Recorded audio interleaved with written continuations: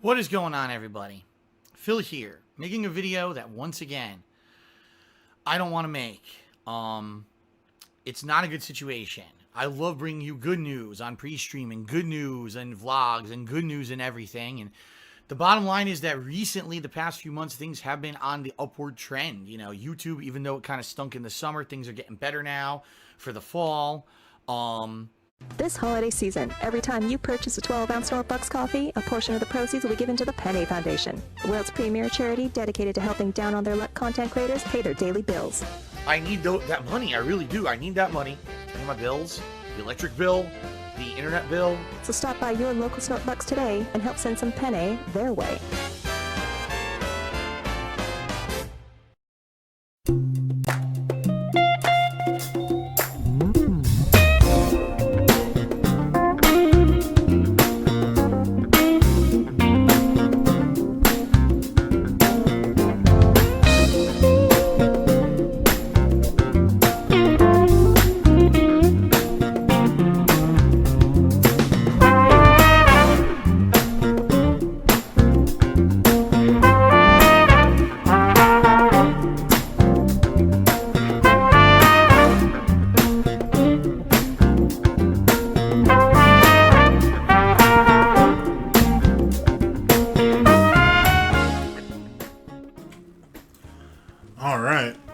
Let's see. A video on a Tuesday? That must seem awkward, but there's a reason for it. Promise you, there's a reason for it. Good afternoon, good morning, good evening. This is DSP News, the unreliable ones. Ladies and gentlemen, welcome back to the newsroom and welcome to the Goutopia News Network, your unreliable source for DSP News. This is the Snort Report brought to you by the SnortBucks Coffee Company, the best beverage company. Let's go. Ladies and gentlemen, so, a Snort Report on Tuesday seems strange. There might be more, there might not be. We will see. But with that being said, there's a lot to talk about. Like, if you've been following, excuse me, lol cow circles over the last, 4 or 5 days, shit has been fruitful. The harvest has been plentiful, if you will. And we're not even done yet. So with that said, there's some stuff I wanted to go ahead and go over briefly, but I will expound upon a lot of this going later on down the line. On top of the fact of what the real reason was that we're actually doing this. On the last broadcast, I brought up a particular scenario that DSP was in, and I botched it. Pure and simple. That's my fault. So, I actually found the clip that I sent to Diggs, because Diggs is back on the scene, to edit into that last broadcast.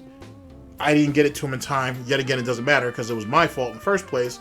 So, I was like, alright, well, shit, given what's going on currently with DSP and his financial woes and situations, I thought this would be an absolutely great, fantastic opportunity to go over a piece of lore and compare that to what our situation is now, and also just a bit of hindsight. So that's what we're going to do. So with that being said, ladies and gentlemen, my apologies, but welcome to my TED Talk. With that being said, we're going to go over this fantastic piece of DSP lore from 2017. It takes place after Panda leaving DARKSYDEPHIL, but before the War Dog leader situation. I bring the War Dog situation up because I know Mr. Huffstuff is slowly but surely re-uploading stuff onto his channel, his new channel, which I hope he does, because I really need this War Dog leader situation. The reason why that is because the podcasts, the pre-streams, they weren't called podcasts yet. The pre-streams that they were in are gone. DSP ripped those things apart. And that was from it was either September or October of 2017. Somewhere between the 16th to the 18th. Something along those lines. All those pre-streams are gone. He deleted those specifically. He deleted those things. So I'm hoping that Mr. Huffstuff will be able to get those up. Because he has 3 short videos from back then. I might actually have them on a hard drive. I know there is there's also an archive. Homie on Twitter actually created this huge database for it. I can find it there as well. But if I'm just looking at my options, and if so, we will definitely go over that, because DSP says something recently, not necessarily about War Dog Leader, but he said something recently as it pertains to Catherine and her responsibility to do laundry. And because it's her responsibility, even though he knew she was sick, no one did laundry for a few days, so DSP was basically running around in the same piss-stained jammies for multiple days until she finally got off her ass and did it. So, you know, which sounds a lot like that whole thing with Panda, where it's like, you know, hey guys, Panda hasn't been feeling well, but that bitch need to make me din. Give me a second, I need to wake her up. I'll be right back. You guys all remember that clip. Mr. Medicare made that shit famous. So if I can track the whole war dog leader situation down, I can get that part. Anyway, as it pertains to lolcows in general, where do we start? Let's start off with Boogie. So the Boogie documentary came out like 3 or 4 days ago. The first person I heard talk about it was Johnny Fox, and then Wings actually did a stream only a couple days ago where he went over it. Had like 20,000 people, more people than he's ever had, even though he had like 30,000 likes. Semantics. Anyway, he went over it for about 2 hours. It came across like a good look for him, but it also seemed odd because Wings is not someone who prepares to do stuff. He's not, proper preparation prevents poor performance. He don't believe in that. So I don't understand how he was able to stick to this. I don't know how this idea came about unless someone put it in his head to do it. But that's neither here nor there. On top of that, he made a little bit of money from the usuals, but he didn't really get any contributions or any memberships or anything like that from any new people. I don't know. It was an alright stream for what it was. I'm pretty sure either Lummox or Breaking Bank would have a supercut of it if you guys want to check it out instead of watching the full 2 hours on his end. But it just seemed out of character of him to do a stream just reacting to the Boogie thing. I don't know. It's neither here nor there. And maybe that's part of this marketing for this new lolcow thing they're trying to do. Whatever. But that's a thing. Speaking of Boogie has saw the leaks from Savo Pancakes because Savo ain't sat there and made himself. He's reappeared back on the scene. Dropped a bunch of leaks. Boogie found out that Keem and allegedly Mutahar were talking shit about him, so he ain't happy about that. On top of that, as it pertains to Savo, Nicholas Diorio's pissed off because he's not pissed off, but he was pretty upset that Savo ain't leaked his phone number on stream, so there was retaliation there. Savo feels like he's being picked on, and he's saying that people in the commentator community were trying to get him deplatformed. Haven't looked into it completely, so I can't say too much about that, but if you're leaking people's phone numbers on your stream on purpose, it is what it is. Now that I think about it, the Ralpha male, the new king of hate, has thrown his name in the hat backing up Savo because nobody else really is. So now it's like Savo versus the commentator community, plus Ralph got his back. I'll keep up with that, and we'll see what's what, and maybe we'll talk about it on a stream maybe next week. We'll see. But we'll see how that plays out, or how that pans out, but that shit's getting interesting, and everybody's doxes are starting to pop up, and it's unfortunate, to be honest. As it pertains to another lolcow, let's talk about Low Tier God real fast. Low Tier God had his interview with No Jumper. And if you know, Adam22 has been down bad for a bit, so I guess getting LTG up there is just kind of par for the course. But they had like a 2.5, maybe 3 hour interview. I'm not sure if any of Low Tier God's trolls have done a supercut on it yet. If they haven't, I'll go through the whole thing myself eventually, because I'll pull 8 hours out of that shit, no problem. That's light work. But we'll see what's what on that. So if that's something you're interested in, you guys can check that out. What else? King Cobra's just King Cobra. Cyrax is just Cyrax. Amber. I don't know who Amber was trying to court for her new caretaker, but she got ghosted allegedly. And Chantel, she's eating herself into the size of a house, basically. And she want to go home back to Canada, which is fine, but you're going to need to be able to fit in the airplane, seats to get back home. So maybe you should fall back a little bit on all these mukbangs or mukbangs. That's neither here nor there, but if she does anything funny, which she kind of has, we'll check that out. With that being said, ladies and gentlemen, outside of DSP and his usual nonsense, crying like a bitch, it's all been just a normal day in the life. I will say one more thing, actually, because this might be the next video. We'll see. Even though I've already pre-recorded a bunch of stuff that should have gone out over the last couple weeks. It happened it must have happened last night on Monday, but Mr. Huffstuff, who I brought up earlier, big ups to him, and Memology 101, big ups to him too, did videos on it where DSP got called out for whatever convention that DSP did back in the day, and he said that the whole room was packed and there was only standing room once all the chairs were filled, and there was people waiting outside to try to get into his little convention or whatever. And one of the people in the audience called it lackluster, and it was basically dead, which it was. And DSP tried to lie about it, or try to defend himself and say, no, it's revisionist history, people just don't like me, and so they're going to say whatever they want.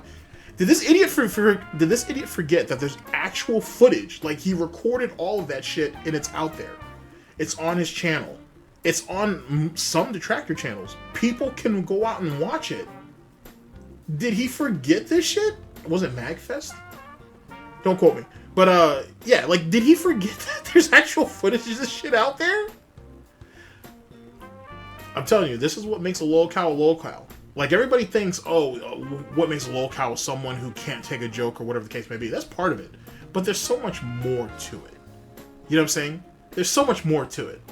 And as I've said, a lol cow, especially DARKSYDEPHIL, will put his ego before money. If he can hold his fragile little glass ego intact, he'll give up money to do so. And then he'll hearken Snort and everything else about it later on down the line to justify or reinforce the fact that he was right doing what he was doing, which is stupid. Speaking of which, when this will be my last quote, and let's get into the video.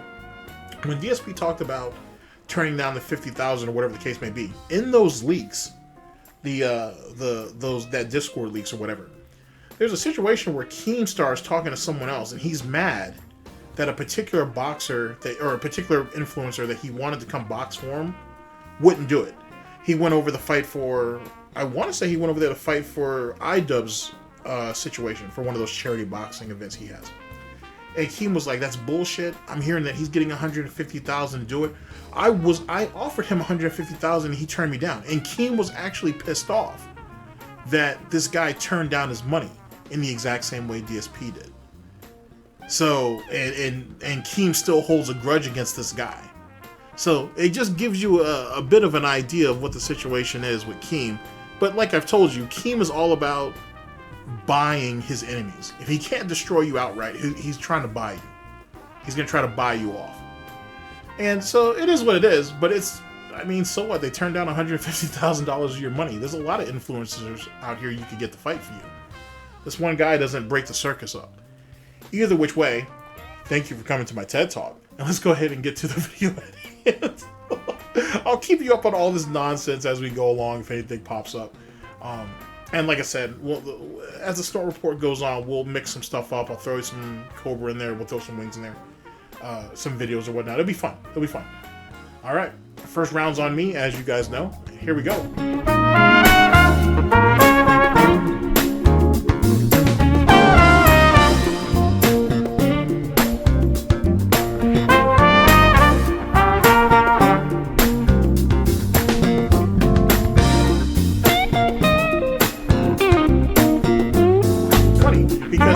Back, I can't remember what video it's in now. Okay, ladies and gentlemen, this is your boy. This is your boy from the Snort report last Friday. Actually, if you give me just a second, because I'm a professional, right? All right, this right here is a clip from the Snort report from November 3rd of 2023. This is talking about a scenario where DSP felt physically ill as it pertains to money. I botched this clip, but I botched the clip. But we're going to actually go over the video itself and you'll see what I mean. Here we go. It's funny because if you go back, I can't remember what video it's in now. But DSP did a video. It was a begging video, obviously, where he said that he felt like he had a pain in his stomach, a sickening pain. And he said he felt it twice. He said once when Machinima dropped him, and the second time was when I think Twitch cut his pay, or when Machinima cut his pay. The point being is that both of these agonizing situations that he had, these terrible situations that made him physically feel ill, both of them revolved around money. So yet again, just leaning back on existing lore. This is a habit that he has. It's all par for the course. All right, ladies and gentlemen. All right, so that's what our situation was. Now this is what our situation is, ladies and gentlemen. We are here. Let's see here. Do I have the thing set up for that? I do. Hell yeah. Ladies and gentlemen, we are here with Darkside Karen from the DSPReacts channel. Oh shit, this is old too. Holy fuck. And yet I knew exactly where it was. Let's see, what is this? Sorry, let me go through my notes here. Oh shit, I forgot to do that. That's that Nadia thing that I was supposed to work on with Homeboy with.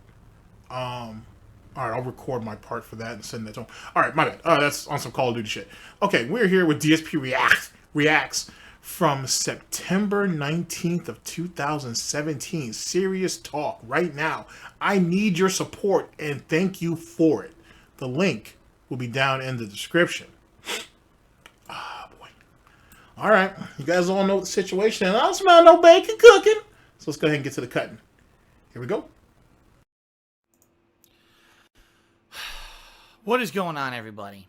Phil here, making a video that once again I don't want to make. It's not a good situation. I love bringing you good news on pre-streaming, good news and vlogs, and good news and everything. And the bottom line is that recently, the past few months, things have been on the upward trend. You know, YouTube, even though it kind of stunk in the summer, things are getting better now for the fall. Now, yet again, you know, let me bring this back for you. Let me paint the scenario. Okay, like I said, this is September, right? This is, like I said, I think the situation with the War Dog leader situation was either in September or October. Either late September or was it sometime in October. And yes, I'm still trying to track that down. But this is after Panda left him, but before the War Dog leader situation. DSP is talking about how he's got this situation going on. He wants to tell you about it, but he can't. He's got all these issues going on right now. He has positive things going on in the background, but he doesn't want to tell you anything because, you know, assholes like myself are going to fuck it up for him, and so on and so forth. Let's go ahead and lay down what this is. Catherine's already in the picture. He first spoke to her publicly June 1st of 2017. It was on Twitter. They were talking about the OBS situation. She was having a problem with OBS. He had been basically speaking to her through text ever since, which leads to a really fucked up situation, funny enough, because DSP talked about for Christmas of that year, you guys might remember this one. Christmas of 2017, DSP said that he woke up that morning, he called Catherine, and then he called his parents. Well, we know he's lying because DSP told us later on when the John and Howard reaction situation came about that he never spoke to his wife once while they were together. He always reached out to her by text. So he didn't see why John would have a problem texting him. I bring that up because when you look at this whole situation with DSP not wanting to call or text his father and wanting to send him a fucking email, it shows you how autistic and how weird this fucking gremlin is. That shit's kind of silly. And yet again, why would you lie about calling Catherine when you later on admitted that you've only texted her the whole time that your relationship was going about while it was long distance? Which made sense because if Subaru Man found out that Catherine was getting a phone call from you on Christmas, that would probably seem odd. So I'm surprised yet again he let that shit slip. But when you're a chronic liar, when you're a habitual liar, when you're addicted to lying, guess what? You forget what the narrative is. You forget what the scenario is. Anyway, just something to think about, because that's something that I do want to go back over later on down the line. Yeah, so that's what our scenario is. So this motherfucker right here was running around acting like he was alone, he was desperate, he was depressed, and he didn't know what he was going to do with his life. And if it wasn't for his streams, that's a great screenshot, by the way. If it wasn't for his streams, he didn't know how he was going to get through the day-to-day. And come to find out, he was actually talking to Catherine at that time. They were in a relationship by this point. On top of the fact that, and this is the part that I keep pushing for, this motherfucker was asking for tax money, but truth be told, that money was used to go ahead and fly Catherine back and forth from Michigan to the Snort fort. And eventually, that money went to moving her in. Semantics. I know, semantics. Great screenshot, though. All right, let's go ahead and get to it. What is going on, everybody? Phil here, making a video that, once again, I don't want to make. It's not a good situation. I love bringing you good news on pre-streaming, good news and vlogs, and good news and everything. And the bottom line is that recently, the past few months, things have been on the upward trend. You know, YouTube, even though it kind of stunk in the summer, things are getting better now for the fall. Twitch has been on the up and up. Twitch has actually been getting better and better with, you know, people showing up for streams and all the stuff I'm doing on there. People are loving it, and the hardcore gaming season's in full effect, and things are going good for me. And with all the shit I've been through over the years, seriously. Now, first off, let's yet again jump back into this. Keep in mind, this ass clown, as it pertains to YouTube, he fucked himself over. He was sitting there crying about the first quarter of 2017. He's sitting here crying about Apocalypse and how he was making 50% less money, despite the fact that his videos, he was getting the same amount of views. But he wasn't really getting the same, he wasn't getting the same amount of views, first and foremost, but he wasn't even getting the same quality of advertisements anymore. Because Machinima had to prioritize basically their partners that were putting in real work for the ones that were just sitting around, you know, throwing slosh at the slop, I should say, but it is slosh. Slop at the fucking wall and hoping that shit would stick. That's his first problem. Secondly, only a month or two later, he ends up talking himself out of that Machinima contract. That was his fault. And got himself dropped. Then he had to sit there and scramble to try to get himself a new partner, or a management partner, which ended up being Curse. And then he sat there and did that whole shit. He tried to go to, he tried to look for greener pastures by going to Delivereeeee or Frotabi. And then that shit turned out to be a giant honeypot. And then he had to try to come back to Curse. And he was still all fucked up because he wasn't a managed partner. And because he had so much problems with certain material that was copyrighted, that Machinima was basically skirting the lines or the rules of YouTube to let him profit from. All of these different videos ended up getting demonetized because essentially he was doing shit that he wasn't supposed to. So if you really look at the scenario, it's literally a fluke. But Machinima did more for him than what he was worth. To make a long story incredibly short, they did a lot for him, especially if you go back to the Nintendo saga, where, when DSP was getting pissed off, which doesn't make any sense. He really did it because Angry Joe did it. He was getting pissed off that Nintendo was trying to put a stranglehold on content creators on YouTube who was going over Nintendo content. And they were starting to get demonetized unless they signed a contract or essentially went under a pseudo Nintendo MCN type situation to monetize their content. And DSP sat there and decided to bitch and complain about it, just like Angry Joe did. But the interesting thing is, at least for DSP, he was in a managed partnership with Machinima. And Machinima skirted that line. They went ahead and said, fuck those rules. They don't even exist to us. So why was DSP bitching about it? Theoretically, he was actually exposing himself. And he's very lucky that no one from Nintendo ever came after him or Machinima for it. But, womp womp. I've been through so many bumps in the road, roadblocks, whatever you want to call them, false copyright strikes, being doxxed, being DDoS attacked, being swatted, being having all kinds of personal shit done to me that I don't really even talk about all the time. I mean, just a couple weeks ago, I made a Twitter post, a twit longer, about, you know, the real reason why over 2 years ago I didn't attend a wedding people couldn't believe it, and they're like, well, why did Phil withhold that information? The bottom line is I do things for a reason. Okay, I do. No one was going to swat that wedding. The wedding he's talking about, by the way, was Leanna's brother's wedding. Excuse me. He said that he couldn't go because he was afraid that the wedding was going to get swatted. Somehow, some way, some plot was uncovered, and they thought they were going to get swatted to get at him, and whatever. For me, I had said that, why don't you, if that's really the case, just send Leanna. Because it was her family anyway. Just send her to the wedding.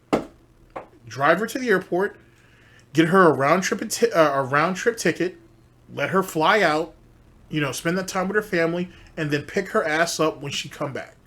That's all he had to do. But see, he didn't want to do that. He needed to be in complete and utter control of that situation. More importantly, their relationship really was probably starting to really show some cracks at that time. So if she ended up going back home and being in the comfort of her family, she may have said how she actually felt, which DSP definitely can't have that. That's not going to work. He ain't sat there and uprooted that chick and took her across country.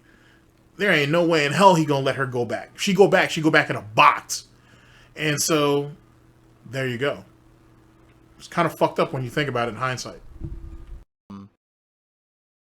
I share with you as much as I can when I can, but there's a lot of stuff that honestly over the years I have to hold back for the betterment of everyone around me. I know that if I'm fully transparent on everything in my entire life, that people can use that against me. And I know that, wow, do I know that way more now than I ever knew before. Let me tell you, because, back then when I started on YouTube, I was very naive and, sharing everything. That's not true, because as you know, when when Catherine finally made it to the Snort fort permanently, when she was permanently locked in, he tried to go ahead and sell the concept of cooking with the king and queen. They were supposed to do co-op gameplay together, all this shit. Even though he told us beforehand, well, that stuff might happen, it might not happen, but we're just trying to protect our privacy. I already fucked up one relationship by putting everything out there. I don't want to do it again. Unless I can put it behind a paywall. So, there's all that. And then getting into all of the begging and all the scheming and all the conniving nonsense he's done over the last few years as it pertains to saving the house. I need money for my taxes, the bankruptcy, yada yada. My parents are dying and they're dying to see Cat, so I need to leave. Excuse me, we need to go back to Connecticut, so I need to do this marathon, I need to do this fundraiser. You guys know the spiel. So, but in 2017 though, he knew better. Oh, he knew better. All my personal shit, my girlfriend, everything, just share everything. And look how a lot of that shit kind of over the years blew up in my face, right? People using that against me for malicious purposes or whatever. And even I just thought about this because I talked to you guys a few broadcasts back about how he has this quirk, this tick about going through his hair and shit. Look at how his hair looks, and look at how, his hairline is not great here, but look at how fucked up his hairline is now in our current day and age, 2023. And look at what it looked like in 2017. Ain't that some shit? And though he's a bit of a butterball back in 2017, I gotta say, he looks far healthier then than he does right now. Take that all in.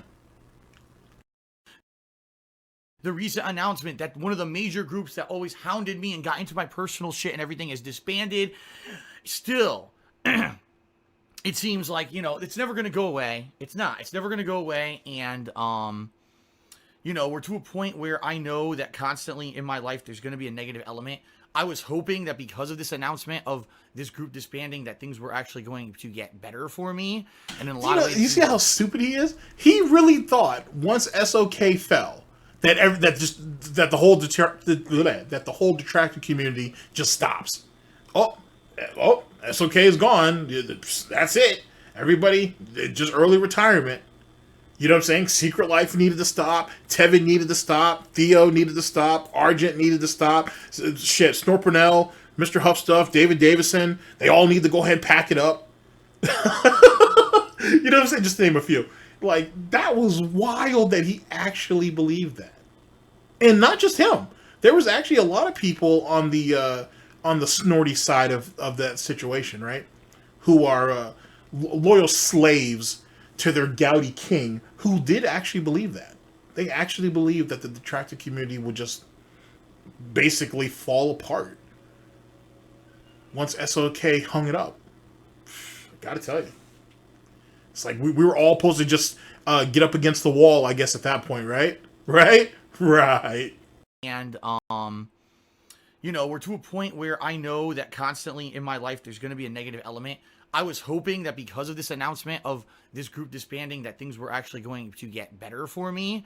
And in a lot of ways, it seems like they were. I wasn't getting that kind of systematic harassment for the last week or two at least. And it seemed like a lot of people were now positive about me and my stuff, right? And they were like, wow, you know, Phil was right all along with a lot of the stuff that he was saying or had accused people of doing. They were actually doing it. And, you know, a lot of people are checking out my streams who maybe never have before because now they believe me and stuff like that. So all this being said, all this good stuff is going on, folks. Today, sadly, I got, you know, pretty much news that's devastating if something happens.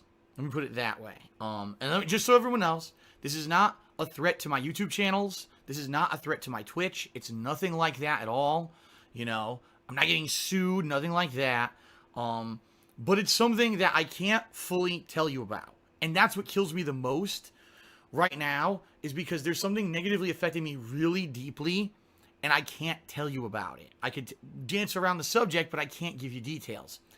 What happened today was, as I was streaming... And this is the pignosis being induced and whatnot. Because basically what he's saying is, I'm in a fucked up spot. I need money. I need money! And yet, he can't come out and say that because the existing detractors, trolls, haters, and critics were going to grill his ass on it. And then they were going to figure out what it was. But the thing is, when he did this video, people had already figured it out. And I can prove that. Because if you go back to the SnortBucks version of this video, which is a fantastic version, by the way, SnortBucks called it. Everybody did. Everybody called it back then that it was either the IRS, taxes, or both. And this idiot right here was trying to figure out, okay, how am I gonna get this money? How am I gonna get this money? It's not like now in 2023 where you're literally trying to squeeze the Rock of trying to get as much blood as you can out of the Rock of Gibraltar or some shit. It's not like that. Like, you know what I'm saying? Back then it was far easier to walk on the tears of pay pigs, of piglets, and get away with it. You know what I'm saying? DSP was very much the quintessential Jay-Z line where how can you falter? How can I falter when I'm the Rock of Gibraltar? I had to get off the boat so I could walk on water. He could literally do that on pay pigs' tears and get away with it. I mean, well, not get away with it. He'd get away with it with them. You know what I'm saying? He literally could get away with that shit back in those days. He can't do that now. He's literally been reduced to the lowest common denominator. And that's one of the more interesting facets about 2017 DSP. He used to get $20, $40, $50 donations back on Twitch and didn't give a fuck. He would treat that shit like he treats a $5 donation now. You know what I'm saying? But when's the last time you see DSP get big donations like that? And how often, I should say, does he get big donations like that anymore? He looked at that money back then like it was owed to him. He does now too, but he was far more flagrant about his disrespect when it came to large donations. Now he's basically willing to get on his hoof and knees and suck you off for $10, $20, even $30 at this point. He's cheapened himself in such a way that it's beyond amusing. It's literally kind of pathetic. And not pathetic in the haha point look type of way, just kind of in a pathetic, like, you're getting secondhand type of embarrassment for him. Like, you're out here humiliating yourself for less than nothing. From people that are considered less than nothing in some cases. That's pretty fucking wild. That's a brutal thing to say too, but you know what I mean. And that's what kills me the most right now, is because there's something negatively affecting me really deeply, and I can't tell you about it. I could dance around the subject, but I can't give you details. What happened today was, as I was streaming, I finished my gameplay stream, and then I got a notice, and I was like, what is this? And basically, it made, I'm not even kidding you, this has happened twice in my life, where in the pit Here's of the my situation. stomach, it feels empty. It feels like pain, like emptiness, like I'm sick, like I'm gonna vomit. Okay? It happened once when I got the notice, when I looked at YouTube and it said that all my ad revenue had plummeted and I wasn't getting any help from anyone about it, and I thought I was gonna go out of business. That was number one. And it happened again today. Okay? To the Now, point where great screenshot, by the way. Yeah, so this was the scenario that I was talking about in the last broadcast, where this idiot feels physically ill over money. Now, here's the thing. It'd be different, excuse me, if like, well, since, Tevin's a criminal, right? And whatnot, and people like Tevin, so I guess you put me in that category as well as a few others. If it'd be different if like a bunch of us went ahead and raided the Snort fort and like, I don't know, pulled up the floorboards in the kitchen and like this was training day or some shit, and we took millions of dollars from him and just walked out and he couldn't do shit because, I don't know, James the Lesser already threw his fucking tomahawks in the neighbor's yard and Phil's definitely not leaving out of his house for anything or whatever. I can understand you probably feel like pretty pissed off and sick about that. But you feel physically ill over ad apocalypse and YouTube not giving you more money and then finding out that you owe a shitload of money? That's crazy. And then even more importantly than that, you still get into the scenario of how did DSP get caught? And I still hold the theory that as soon as Panda left, when Panda ended up leaving and not paying business tax anymore because she wasn't at that residence and she wasn't really making soap at that time, they went ahead and looked closer and they were like, well, wait a second. Why is this dude not paying us? There was one person at that residence that was paying business and state occupation tax, but why the fuck wasn't the other person doing it? And he's making far more money. So they were like, nah, we're going to get ours. You tax his ass. And that's what they did. And DSP knows that. Because when DSP said, oh, they keep sending me all these business publications for home businesses and all this stuff, and I don't understand what that's all about. Idiot, you had a member in that house that was registered as a business. So, of course, business paraphernalia was going to get sent to her or you or both. So I'm really curious on how, even to this day, I'm still kind of curious on how he was able to skirt that state and business occupation tax for as long as he did. And then it's ironic that once Panda left, all of a sudden, they had his ass in the crosshairs. It makes you think. It makes you think. it's like at this point in my life, I'm just, I don't know how I'm going to keep dealing with this shit moving forward. Where in the pit of my stomach, and I can't tell you about it. I could dance around the subject, but I can't give you details. What happened today was, as I was streaming, I finished my gameplay stream, and then I got a notice, and I was like, what is this? And basically, I'm not even kidding you, this has happened twice in my life, where in the pit of my stomach, it feels empty. It feels like pain, like emptiness, like I'm sick, like I'm gonna vomit. Okay? It happened once when I got the notice, when I looked at YouTube and it said that all my ad revenue had plummeted and I wasn't getting any help from anyone about it, and I thought I was going to go out of business. That was number one. And it happened again today. Okay? To the point where it's like, we're going to hold that one screenshot. And then if you think about it, this idiot telegraphed himself. Because when you sit there and bitch about, oh, I get this terrible pain in my stomach, and the first time I ever felt it was when YouTube said they weren't going to pay me more monies. And then you say this situation, clearly it has something to do with money. Clearly. It was a financial issue. And you thought no one was going to be able to figure that out when he damn near told us. He damn near spewed it all over the goddamn floor. Silly. At this point in my life, I'm just, I don't know how I'm going to keep dealing with this shit moving forward. Oh, and that's the next thing. He's sitting here saying, and then think about what he just said before that, where he said, I was having this problem with YouTube when it came to my ad revenue, and they weren't helping me. First things first, he never went to YouTube. He went to Machinima, and he asked for Machinima to bring up the topic, or bring up this concern, if you will, or situation with Machinima. I mean, with YouTube. He never went to YouTube directly on that.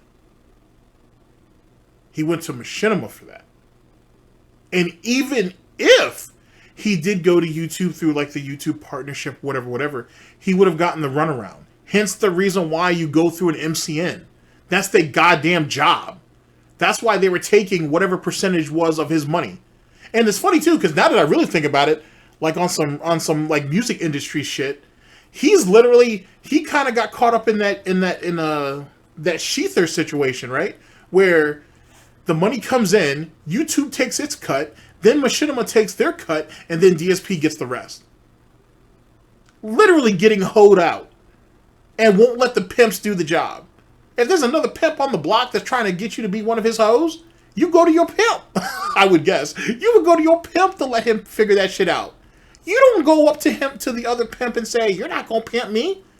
That's how motherfuckers get the $150, $300 on the side of their face. So, goddamn. What's wrong with you, Phil? You can't even be a good hoe.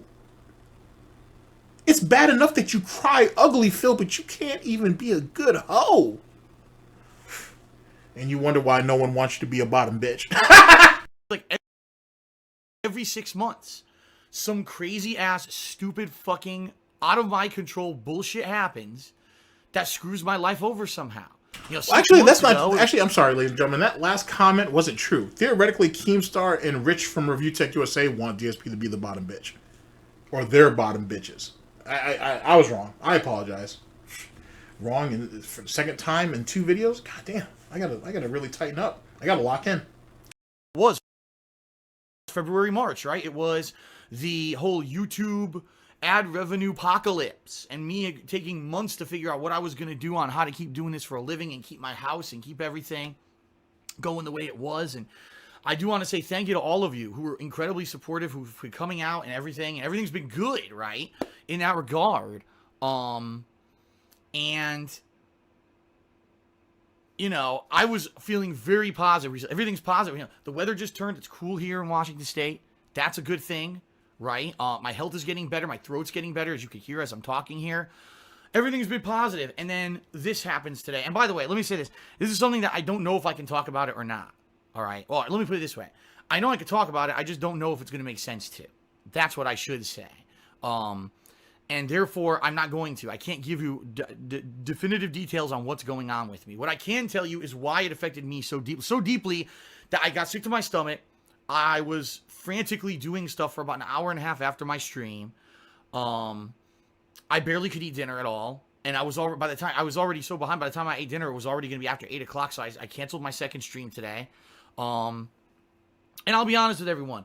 The best thing for me to do in this situation is just to move forward positively and keep doing what I'm doing, because things are on the up and up. Things are going good. Like I said, with Twitch and with YouTube, things are good. Yo, real talk.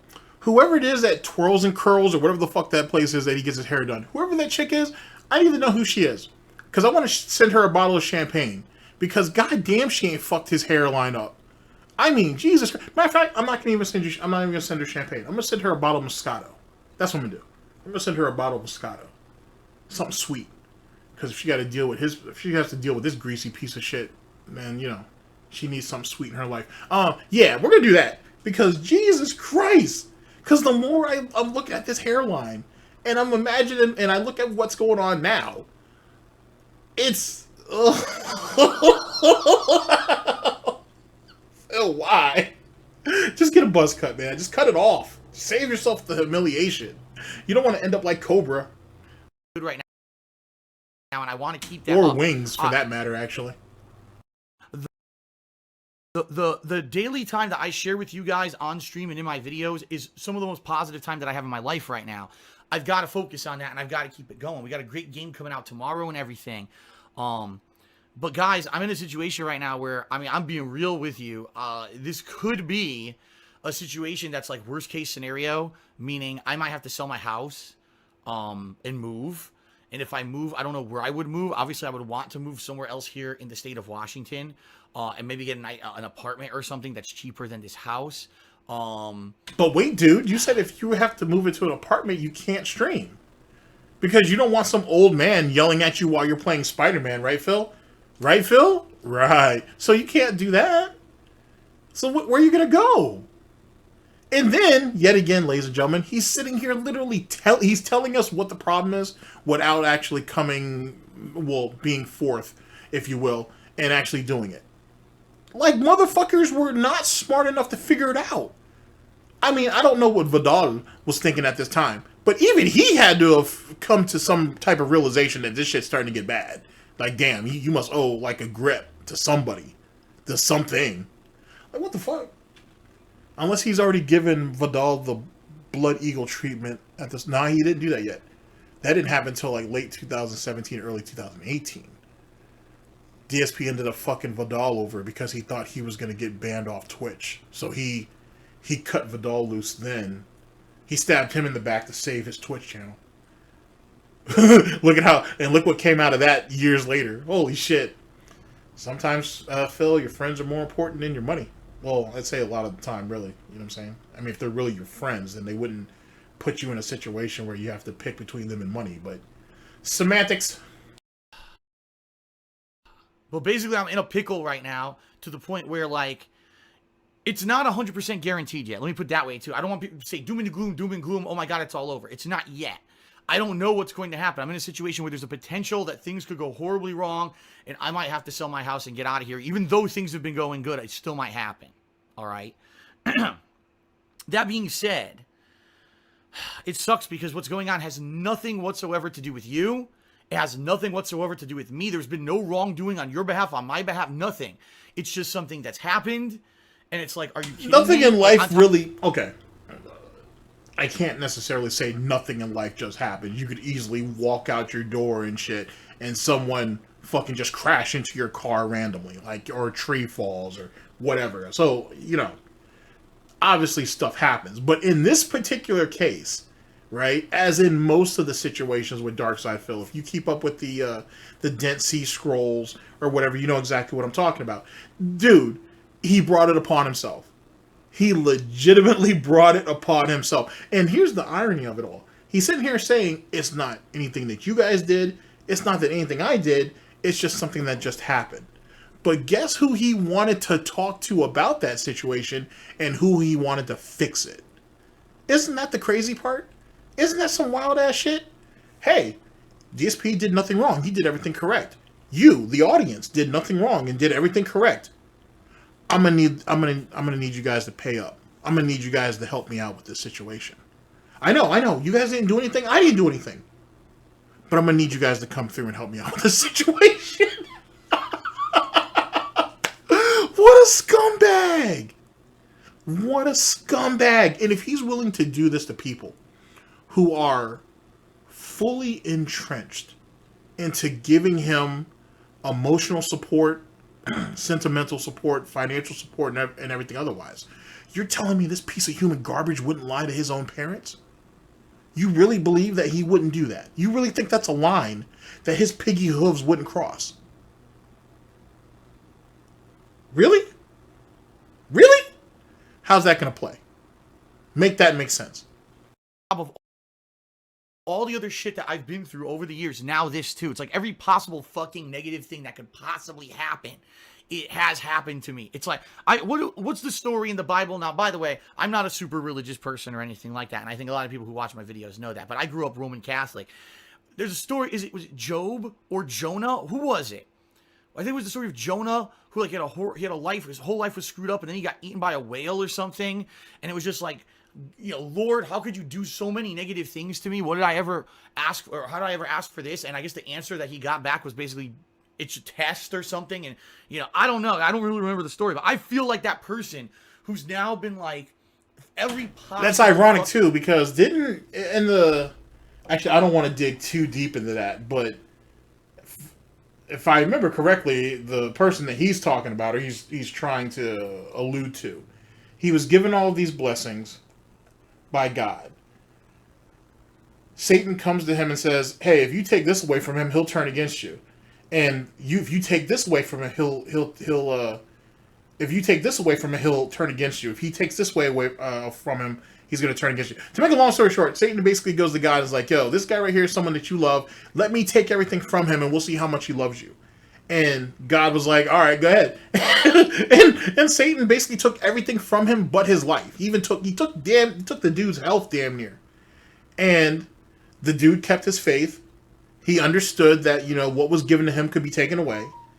And after basically the devil couldn't get dude the break, God gave it all back to him. Well, he gave him more than what he had, I should say.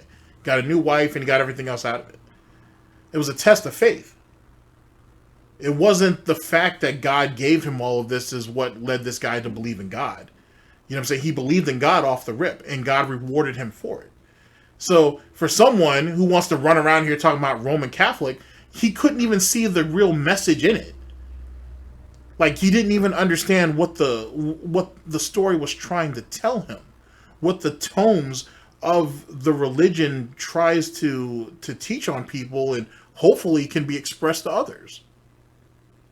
Everything that you have is temporary. It can be lost at any given time. If you have faith, then that all that materialistic stuff is just that. And I hate to go ahead and say that your wife or your kids are materialistic. I hate to put it in that category, but you get what I mean. You know what I'm saying? It was about belief. It was about faith. You know what I'm saying? Which actually kind of exposes DSP for the piece of garbage that he is. Which what does this mean, ladies and gentlemen? It goes back to what I've told you. DSP prays to himself for himself. I don't know why he keeps going this religious angle, like that means anything. It's that same shit that Seidella said on Twitter all those years ago and whatever, and that didn't go nowhere and whatnot. But don't bring up religion to try to defend yourself. You're a piece of garbage. Everybody knows you don't believe in anything but the almighty dollar and whatnot, and that shit has smacked you in the face multiple goddamn times. Just leave that alone. DSP believes in nothing at all. I doubt, and it's weird to say this, but I even question if he really believes in himself at times. Because I kind of feel like he don't. He's always going to need, because he always has, he's always going to need someone to prop him up and to push him forward. He's not man enough to do it himself. He never really has been. This is the same guy who told you if it wasn't for YouTube, he would have thought he had no meaning in life. He thought he had no value. He had nothing that he did meant anything, and anything he said couldn't contribute to any type of conversation or to society as a whole. YouTube is what gave his life value. That is a pretty sad thing to say. I gotta tell you. Especially when, ladies and gentlemen, this idiot has a family. He has parents. He has cousins and shit. He has relatives, I should say. This idiot at that time had friends.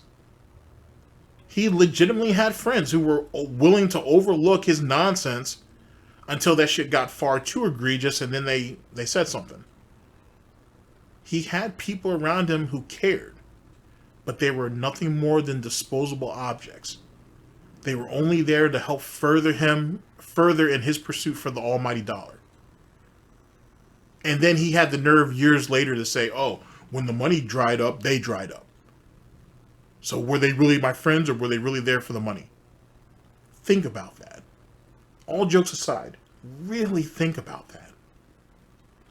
Thing thrown against me, right, over the years that could negatively be against me to the point where it's like, I mean, I don't know, you know, I can't even fathom things, you know, that could happen to me that are like not the negative thing. You know what I mean? What's the next big negative thing? I can't even think of one anymore. That's how beaten I feel. I feel like I'm punch drunk, beaten up. I talked about this 6 months ago too, when this was going on with YouTube ad revenue and everything. I really do at this point. And again, not you, not me. Things out of my control that just keep happening. And I feel punch drunk dizzy to the point where it's like, I don't know what to do, you know? The only reason I'm making this video is to let you know it's something serious that's going on. I can't disclose, or I don't think I should disclose any more than that about it at this point. Maybe in the future I will. Once I finally this is the prep. That's what this is. Like I said, this is him prepping the pignosis to get it ready to, you know what I'm saying, to induce it onto people. And he's lazy. He don't even do this anymore, but he used to back in the day. He used to give you these lame-ass videos about something might happen and, you know, I need you guys to be ready for it just in case. I'm not asking you guys for anything at the moment, But you know, if something goes bad, I need you guys to be ready. You know what I'm saying? Just pure lazy now, to be honest. Just absolutely lazy. And then keep in mind, Twitch was going fairly well for him. It was eclipsing what he was making on YouTube. So when it came to this business and state occupation tax, he was able to pay the taxes off. Excuse me. He didn't need to ask for extra to make it happen. He did it because he was greedy. He did it because he was greedy. And if he could pull this shit off, excuse me, then he could pull off the tax scam, which is what he did. And that's how he was able to move Catherine in. He did it completely and utterly on his audience's dime. And none of them were the wiser. And by the time they did figure it out, it didn't matter. The con was already happened. And then that's when you get the infamous line from him saying, I had to lie to you guys to protect my family. And most people just took it. They were like, okay, I guess that makes sense. The wildest shit. You got a guy you have a guy who's admitting to you, I apologize, that's admitting to you that, hey, I will lie to you. No, let's remix that. I have lied to you, and I will continue to lie to you if I feel the need that it can safeguard myself. And even if I have to throw my family in front of me, in front of that train to save myself, I'm going to do it. So, you know, you might as well just go ahead and just take that at face value. And people did. That's the crazy part. There were people in his audience that were like, well, okay, I guess that makes sense. And they just went with it.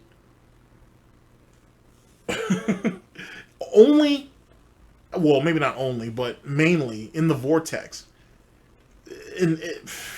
If Wings tried to pull this shit off, well, he did actually. Wings kind of did with the surgery arc and that 25,000. I don't know if he got away with it because the Wings trolls, they taxed that ass. They definitely got their money back.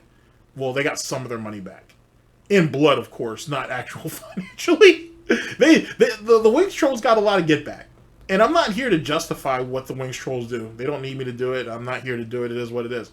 But as it pertains to Wings in that 25K, you know what I'm saying? He's like, you know, I need this money. I need this surgery. I really want to turn my life around. And then he turned around being the same fucking sloppy piece of shit that he still is. I'm not saying they're justified in what they do, but I understand. I get it. I may not condone all of it, but I get why it happens. I really do.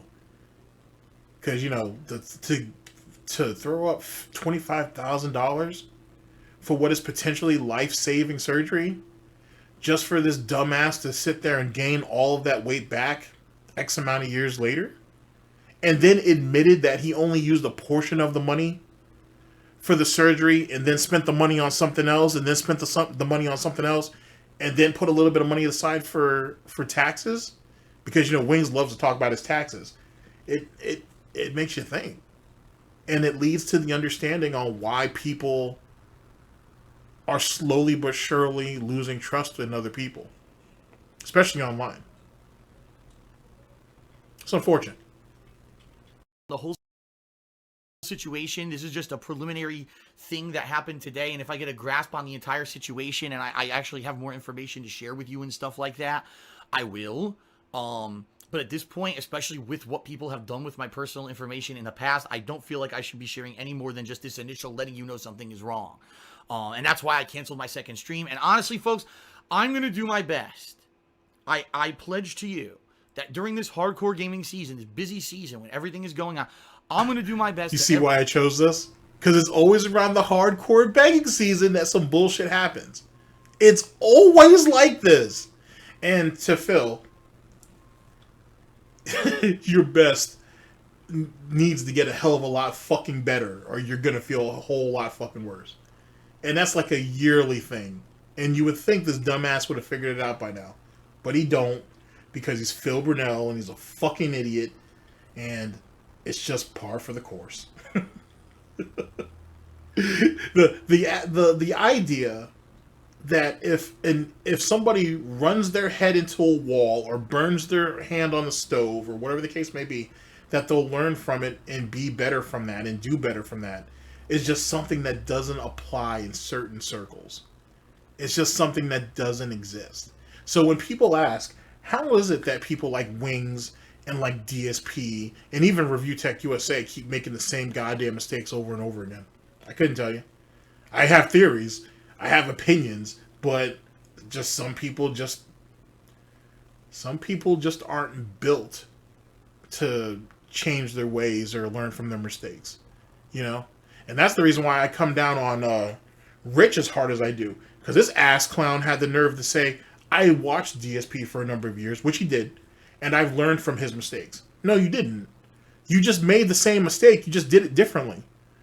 And you were lucky for a good amount of time to be able to get away with that. Because you went sat there and basically went scorched earth on most of your haters. Right? And then you had these glimpses of coming out and being a public pay pig for DSP. You had to know people were going to take shots at you for that. Then that whole charity situation, which I haven't had a chance to tax your ass on that yet. I will. I'm going to do it on stream. I'm going to have a good time laughing at you about that shit. Like, you're no different than DSP. You may not be as bad as him, but you're no different. And that, and truth be told, given what's going on with your family as of late, I feel like you've probably paid a higher price than DSP. My question to you is, was it worth it? To be frank, because you've paid not even you, your family has paid a very high price. I just don't think, for what? Just for what? For what? That I will. But at this point, especially with what people have done with my personal information in the past, I don't feel like I should be sharing any more than just this initial letting you know something is wrong. And that's why I canceled my second stream. And honestly, folks, I'm going to do my best. I pledge to you that during this hardcore gaming season, this busy season when everything is going on, I'm going to do my best to every day be positive with you guys and try to have fun with games. But you have to understand that in the back of my head, there's going to be this lingering thing.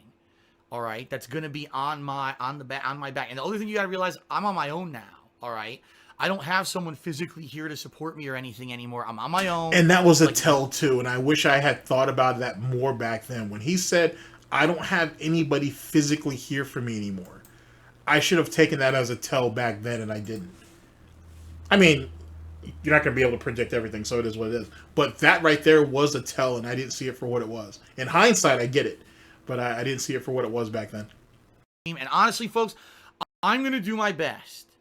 I pledge to you that during this hardcore gaming season, this busy season when everything is going on, I'm going to do my best to every day be positive with you guys and try to have fun with games. But you have to understand that in the back of my head, there's going to be this lingering thing. All right, that's going to be on my back. And the other thing you got to realize, I'm on my own now. All right, I don't have someone physically here to support me or anything anymore. I'm on my own, like it used to be back in the day before I ever moved out here to Washington. And even though I'm used to it, it's rough, man, because it was good having that support system for me. And now because of the way my life has panned out, because of a lot of circumstances and a lot of fucking people doing nasty shit to me, look where I am now. You know, it's tough. It is. I'm not going to lie. I'm not going to lie at all. It's very challenging right now. Shut up. Okay, let's talk about this support system thing, right? Because Tevin points this out. He actually points this out in some of his older videos. Big ups. Praise be. So Tevin would say, well, I'll give you an example of what Tevin says. Tevin likes to, used to point out that, you know how DSP never talks about actual money? He never calls it money. He calls it contributions. He calls it donations. He calls it support. He calls all this bullshit, right?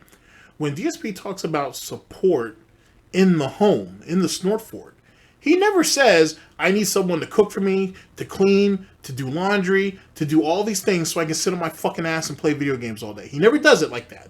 He never says it like that. He never words it like that. It's always support. It's always this one little buzzword he can go to, right, to shield himself. But when you really think about it, support encompasses a bunch of different things. A bunch of different things this idiot can't do. He can't actually cook. He really don't know how to clean. We've seen all this before. He doesn't know how to do laundry. Even now, your wife is sick and has been sick. You've been sitting in your own filth and those jammies of yours for the last couple of days because Catherine's been too sick, allegedly, to get up and finish the laundry. You don't know how to start a washing machine? You don't know how to put it on a... You don't know how to put it on a cycle? You don't know how to put detergent in? You don't know how to put fabric softener in? Maybe you guys don't even use liquid fabric softener. Maybe that's just me. Maybe because I'm fancy like that. But, like, you don't know how to do none of that shit? You don't know how to take that shit out of the washer and put it into a dryer and put some fabric sheets in there and then let it go on a predetermined cycle? All of this shit is too hard for him. And I can prove this because when DSP was 35, I think, this is right after Panda left his ass, which is right around this, it's this very year, actually. He said, it cracks me up to this very day. He says he didn't know how to do laundry. He had to learn how to do laundry. And why was that, ladies and gentlemen? Because this idiot has never done laundry. If it wasn't Panda, it was his mother. This dude never learned how to stand on his own, too. Ever. And it carries over to this very day. This idiot's, what, 41? We still having a hard time figuring out the washing machine? Really? Really? All right. But that's what he means about support. He's basically saying, I need someone to take care of me. I need someone to take care of me. And yet again, another aspect of a lol cow. They're childish. Super fucking childish. Let me give you another example real quick. Watching Chantel as of late, like when she does her little mukbangs or whatever, you'll see her fiddle with her food as she's talking, right? Most adults can talk and eat or or just hold a conversation with a meal in front of them and not fidgety around or play with their food. If you watch how Chantel interacts with her food, it's like a child. It's literally like a young child who's like, it's like a young child who's just kind of, you're fiddling with this and she's stacking this and doing all this shit, and it looks bizarre coming out of an adult. It looks out of place watching a grown adult do that. And she wonders why people clown her the way she does. But she won't change it because she can't. It's an impulse that she has, and she's never going to break it because she doesn't see the problem in it. You know what I'm saying? She just thinks everybody's assholes. It's like that. Being a lol cow is more than just not being able to take a joke. It's far more than that. And as you find with most lol cows, they may not show all of the, I don't want to call them symptoms, let's say traits or characteristics, right? But out of the many characteristics that makes up a lol cow, there are a few that they will have in a very intense sort of way, or they're associated with in a very aggressive manner that really allows them to shine through. I don't know. I might do a video one day just talking about some of this shit and giving examples. I kind of want to sit down and do that. But yeah, there's a lot more that makes up a lol cow. And everybody has the potential to be a lol cow. Doing what I'm doing and stay positive. You know, and I'll say this. I've said it before. I think people get over it. I had a history of depression in my past, and I got over it. Not to say that it ever goes away, because depression, this is the thing people don't understand about depression, okay? It never goes away. You'll always... But I thought you said you just got over it. But now you're saying that you... I've never suffered from depression, so please, Phil, tell me the ways. Explain to me how pork depression works. Like, if, God forbid, I woke up tomorrow and I found out that bacon doesn't exist anymore, please help me cope with how that would happen. And if God cursed me with the memory of bacon, even though bacon doesn't exist, that would be hurtful. Holy shit. Yes, explain to me how depression works, Phil. People doing nasty shit to me. Look where I am now. You know, it's tough. It is. I'm not gonna lie. I'm not gonna lie at all. It's very challenging right now to keep doing what I'm doing and stay positive. You know, and I'll say this. I've said it before. I think people get over it. I had a history of depression in my past, and I got over it. Not to say that it ever goes away, because depression, this is the thing people don't understand about depression, okay? It never goes away. You'll always have, if you really get deep depression, it will never go away. It will always be there. That little voice in your head saying that you're not good enough, saying that you're a bad person, saying that, you know, you're an awful person and you don't deserve good things and you don't deserve anything. And, you know, wait, I thought detractors, trolls, haters, and critics say stuff like that. Do they live rent-free in your head? Oh, I think we're breaking ground, ladies and gentlemen. I think we're having a bit more progress. Maybe. In my past, and I got over it. Not to say that it ever goes away, because depression, for those, this is the thing people don't understand about depression, okay? It never goes away. You'll always have, if you really get deep depression, it will never go away. It will always be there. That little voice in your head saying that you're not good enough, saying that you're a bad person, saying that, you know, you're an awful person and you don't deserve good things and you don't deserve anything. And, you know, to the extreme extent with some people, go kill yourself, which is the absolute worst it could get, right?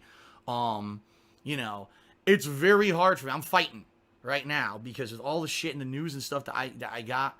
It's like, I'm fighting to stay positive for you guys. I am. And I want to, all right? What I would ask for you guys, all right? I'm not asking you, honestly, for anything financial. I'm not asking for it. Not to say that shit wouldn't help, but I'm not. I can't anymore because you guys are giving so much. You guys are coming to streams, and I see a tipping, subbing, and pledging, and I see Yet again, you guys picking up what I'm putting down on why we chose this? So, wait a second, Phil. Now, it's not just depression, it's deep depression. That's the first thing. Secondly, you're admitting that the things that people say about you live rent-free in your head, which we all knew that. Then you want to say, oh, for people say, you know, if it gets really extreme and the voices in your head tell you to go kill yourself. Didn't you tell someone in your comment section many years ago that they could go die in a fire or some shit because they had a criticism of you? Semantics. On top of that, so you're fighting to stay positive. You're fighting to stay positive. And you're not asking for anything financial, which obviously is just you telegraphing that there's a problem. But not to say that shit would help, but you can't do that anymore. You're not going to do that anymore. Well, what's DSP saying these days? I'm not going to bother you guys. I'm not going to beg. We're back to our moist critical arc again. I'm not going to beg. If you guys want to contribute, you guys can contribute. You guys know where to contribute. You guys know how to contribute. So go ahead. I'm not going to demand, that's really what it was. I'm not going to demand tips from you guys anymore. See, I'm starting to do it myself. I'm not going to ask you guys for tips anymore. Contribute or send contributions in whatever manner that is suited to you.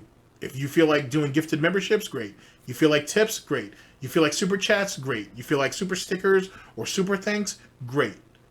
But I'm not going to beg for tips anymore is basically what DSP is trying to say in our current day and age. But this idiot tried to do his no beg shit back then. Or at least for this particular situation. But I thought it wasn't begging, Phil. I thought it was advertising. Honestly, for anything financial, I'm not asking for it. Not to say that shit wouldn't help, but I'm not. I can't anymore because you guys are giving so much. You guys are coming to streams, and I see it tipping, subbing, and pledging, and I see it coming to YouTube and watching the videos, and you see you guys doing everything you do, you know, to the point where I can't ask you anymore. You know what I mean?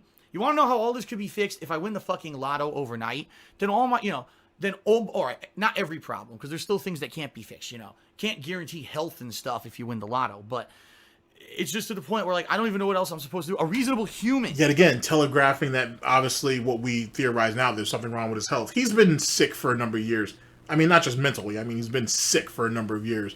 Like, this is something that's been speculated for a very, very long time, so this isn't new. But that's a thing.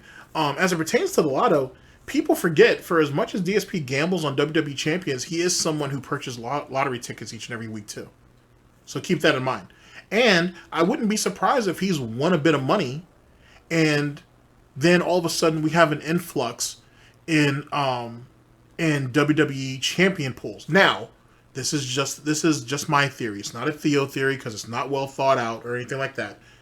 Hence the reason why I say it's not exactly a Theo theory for anybody who asks, why do I say that? If one was inclined, if you went back and looked at his days off and you looked at the amount of money that he may have spent in WWE champion pools, if he ended up hitting a couple $100 or maybe even $1,000 on a lotto ticket on his day off, and then later on that day, if you saw a huge influx of spending, I would think that would contribute to it. Now, no one's really ever thought about it that way, and I can understand why. It's easier just to base things off of his tips or his contributions in general on his streams. But I do think, allow me to kind of try to develop more evidence and try to flush this theory out a little bit more.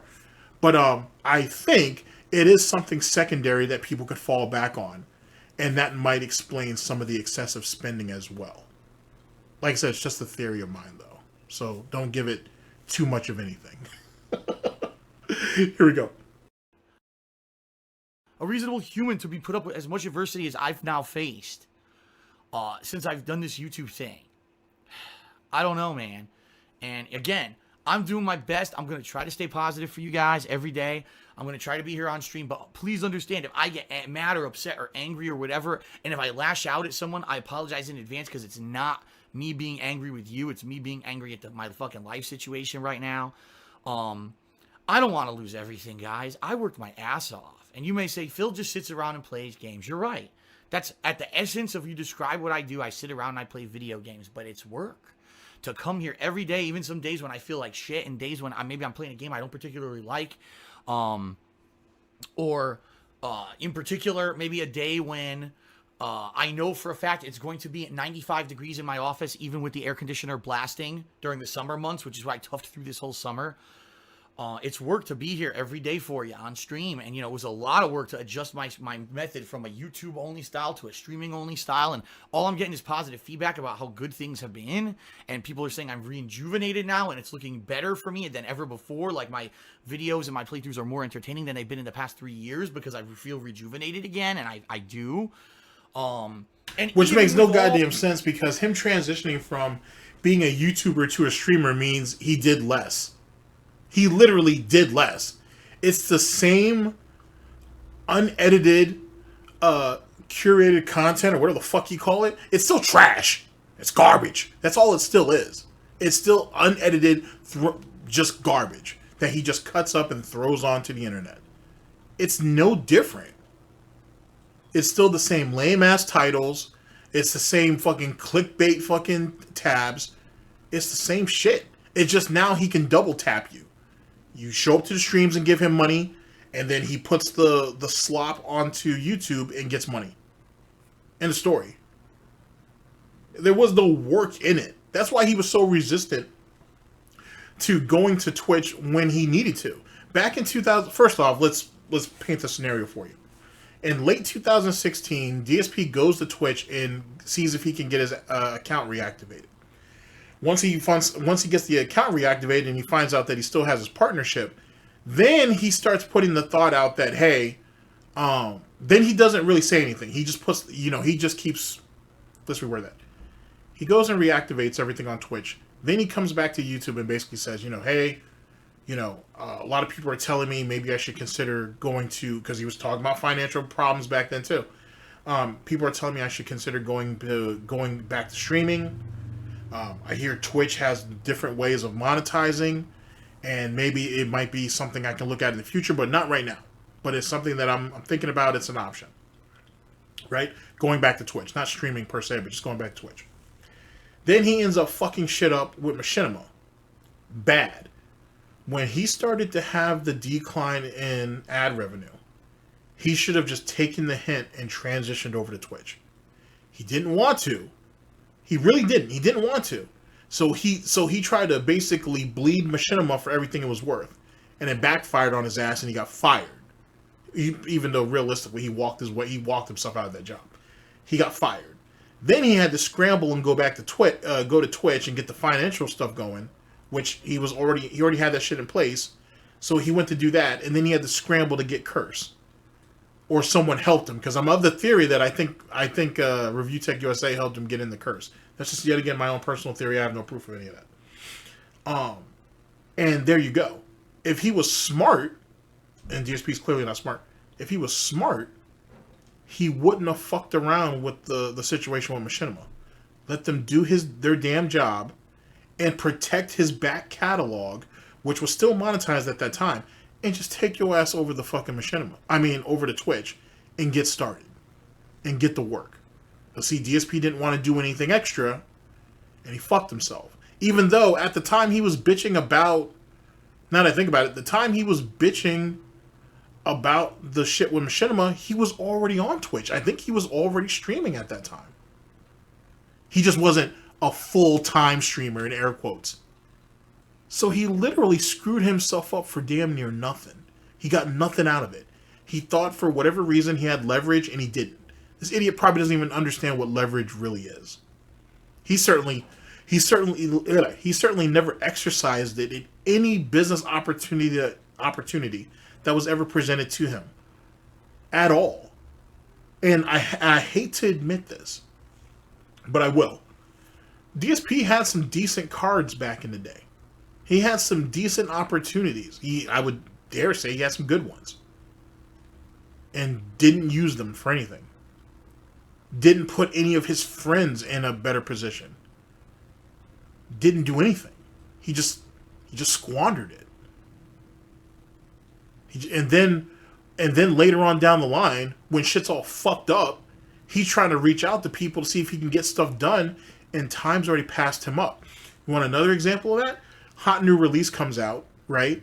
Oh, well, I don't think that game's going to be that good. I'm not going to play it right now. I understand people want to see me play it, but I don't want to play it right now because I think these releases are going to do far better. 6 months later, 8 months later, a year later, or longer, oh, you guys have been asking me for a year to play this game and no one's supporting it. No one wants to watch it. No one's contributing. No, the views are low on YouTube. I don't understand. You guys have been asking me about this for a year. No, asshole. People asked you to play the game a year ago. And you said no. You said you'll get to it later on. You said there were better releases out. There are better games.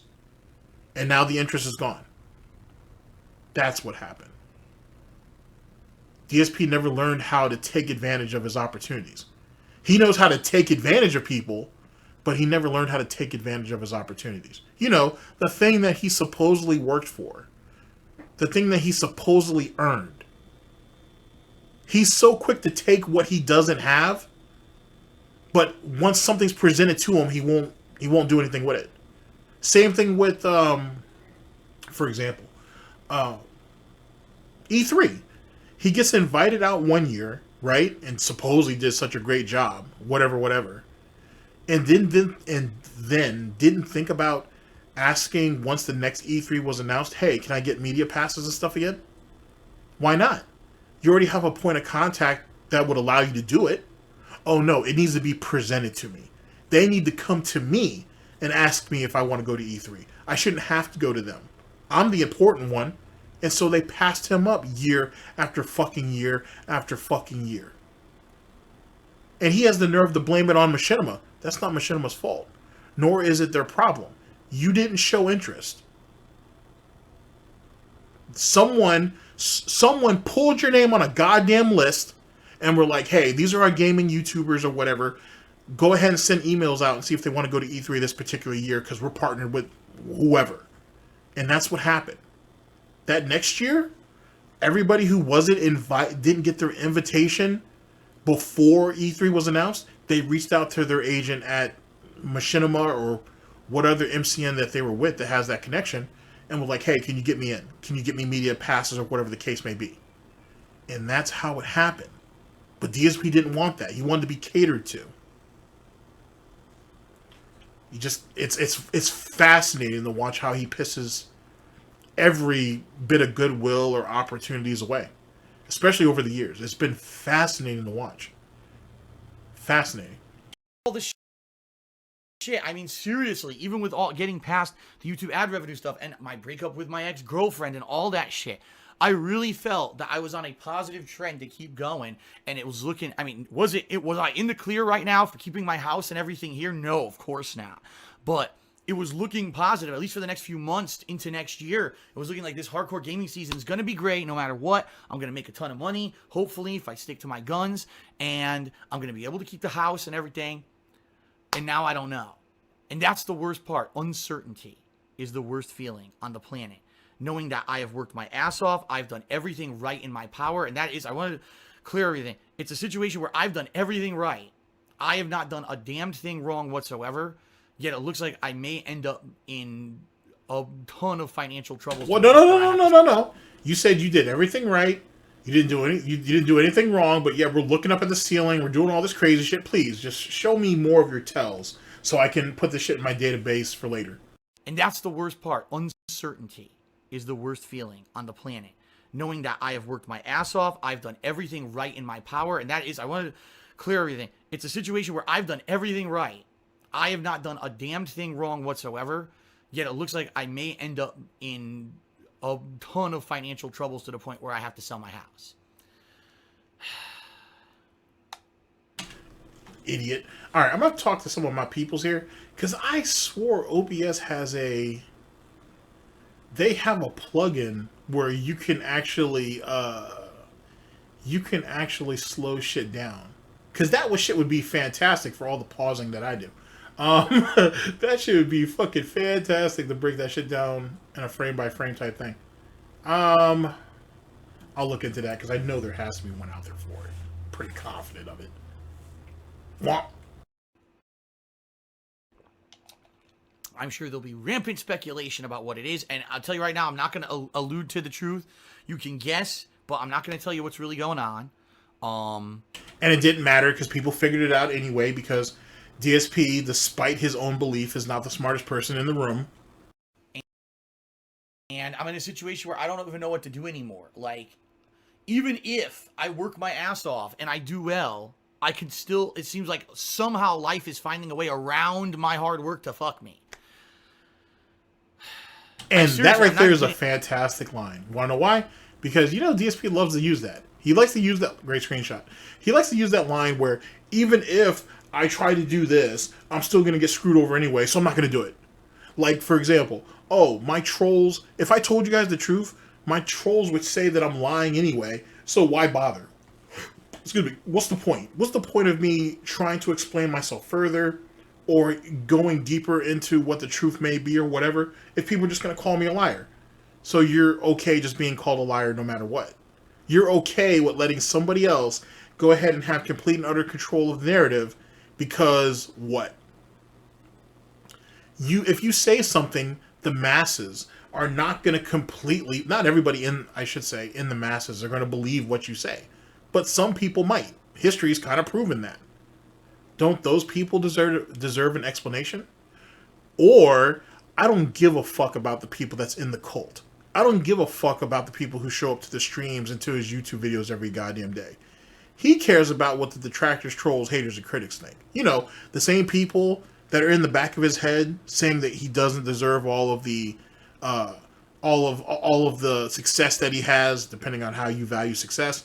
He doesn't deserve the life that he has and all that other bullshit. Think about it. Like, put it all together. And you kind of see what not just him, but other lolcows really value. They value their namesayers before their actual audience. And why is that? Or their actual fans, if you will.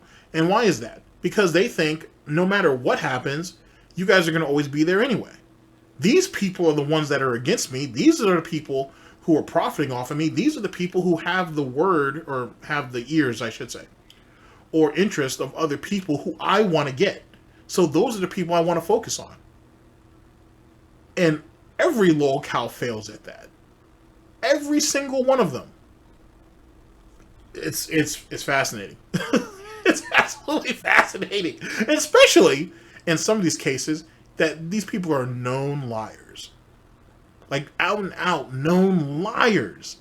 And you think, or you expect people to give you the benefit of the doubt when you've been proven that you'll lie to them sometimes over the dumbest shit, over the smallest crap that has no value and didn't really get you anywhere.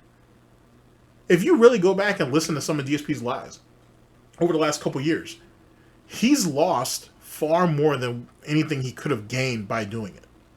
And yet he's still compelled to do it. Makes you wonder. If I work my ass off and I do well, I can still, it seems like somehow life is finding a way around my hard work to fuck me. I'm not even kidding. I need to win like the lotto. I don't know what else to do. I can't work any harder. If I work any harder than I'm working right now, I will be physically affected, physically ill, to the point now where I'm still not on a consistently good sleep schedule since everything that happened earlier this year with my breakup and everything. I'm still not on a consistently good sleep schedule. I'm sure you guys have seen bags under my eyes. Some people said, Phil, it looks like you gained weight. I did. I gained like 5 to 10 pounds because I used to be in a routine where I would be able to work my ass off, and then, meals would be nicely prepared, healthy meals for me in between and stuff. And it's not like that anymore. Now it's like I stream, and immediately after stream, I have to whip something up quickly within an hour to 2 hours. People don't realize that usually I only have about an hour because it takes me about a half hour, if not longer, to get videos queuing here to upload before I even get to work on dinner or whatever. The only things you can make quick are unhealthy for you. Oh, TV dinner. Yeah, pop that in. It's terrible for you. Awful, So I'm trying to balance my lifestyle here. And then you want to know what's crazy about this shit? This, just off of his explanation, right? Oh, I have to come up here and I work my ass off, but I have someone in the house who makes me these healthy meals and everything's all good. But since I have to cook for myself now, since I have to fend for myself now, I don't have time. I have like 2 hours in between streams, but really I don't have 2 hours. I only have like an hour because I have to babysit all these videos on fucking YouTube. Which justifies why he never helped Panda cook anything. It's the reason why she had to do it all herself. Ain't that fucked up? So even though she's gone, she has left his ass in the dust, he's still justifying why he treated her the way he treated her. How sick must you be to feel the need to justify why you treated your ex like garbage? Right? And then play as the victim in your new situation. Shit is crazy.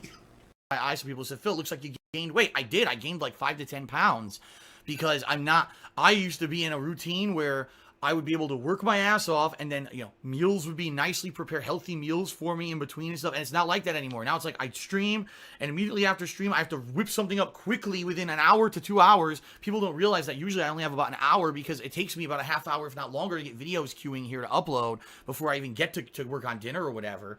The only things you can make quick are unhealthy for you.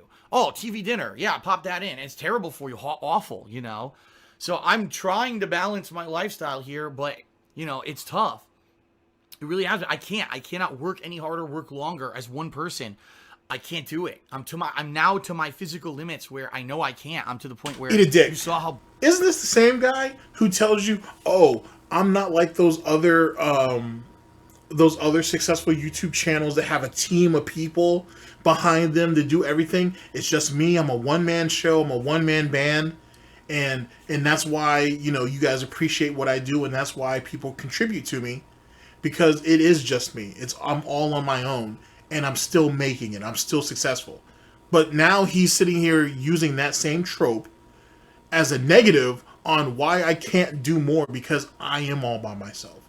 I am stuck, and it's just me, and I have no one else in my corner whatsoever. So don't expect me to do more, to make more, to fix this situation, because I physically can't. Which means that I need you guys to go to work, do your shit, then show up to my streams, come to the YouTube videos, and make sure you click a like and click the ads there. And I need you to also give me money behind the scenes too. Oh, so amazing. It's so amazing how he was able to obtain so much for doing damn near nothing, if you really think about it.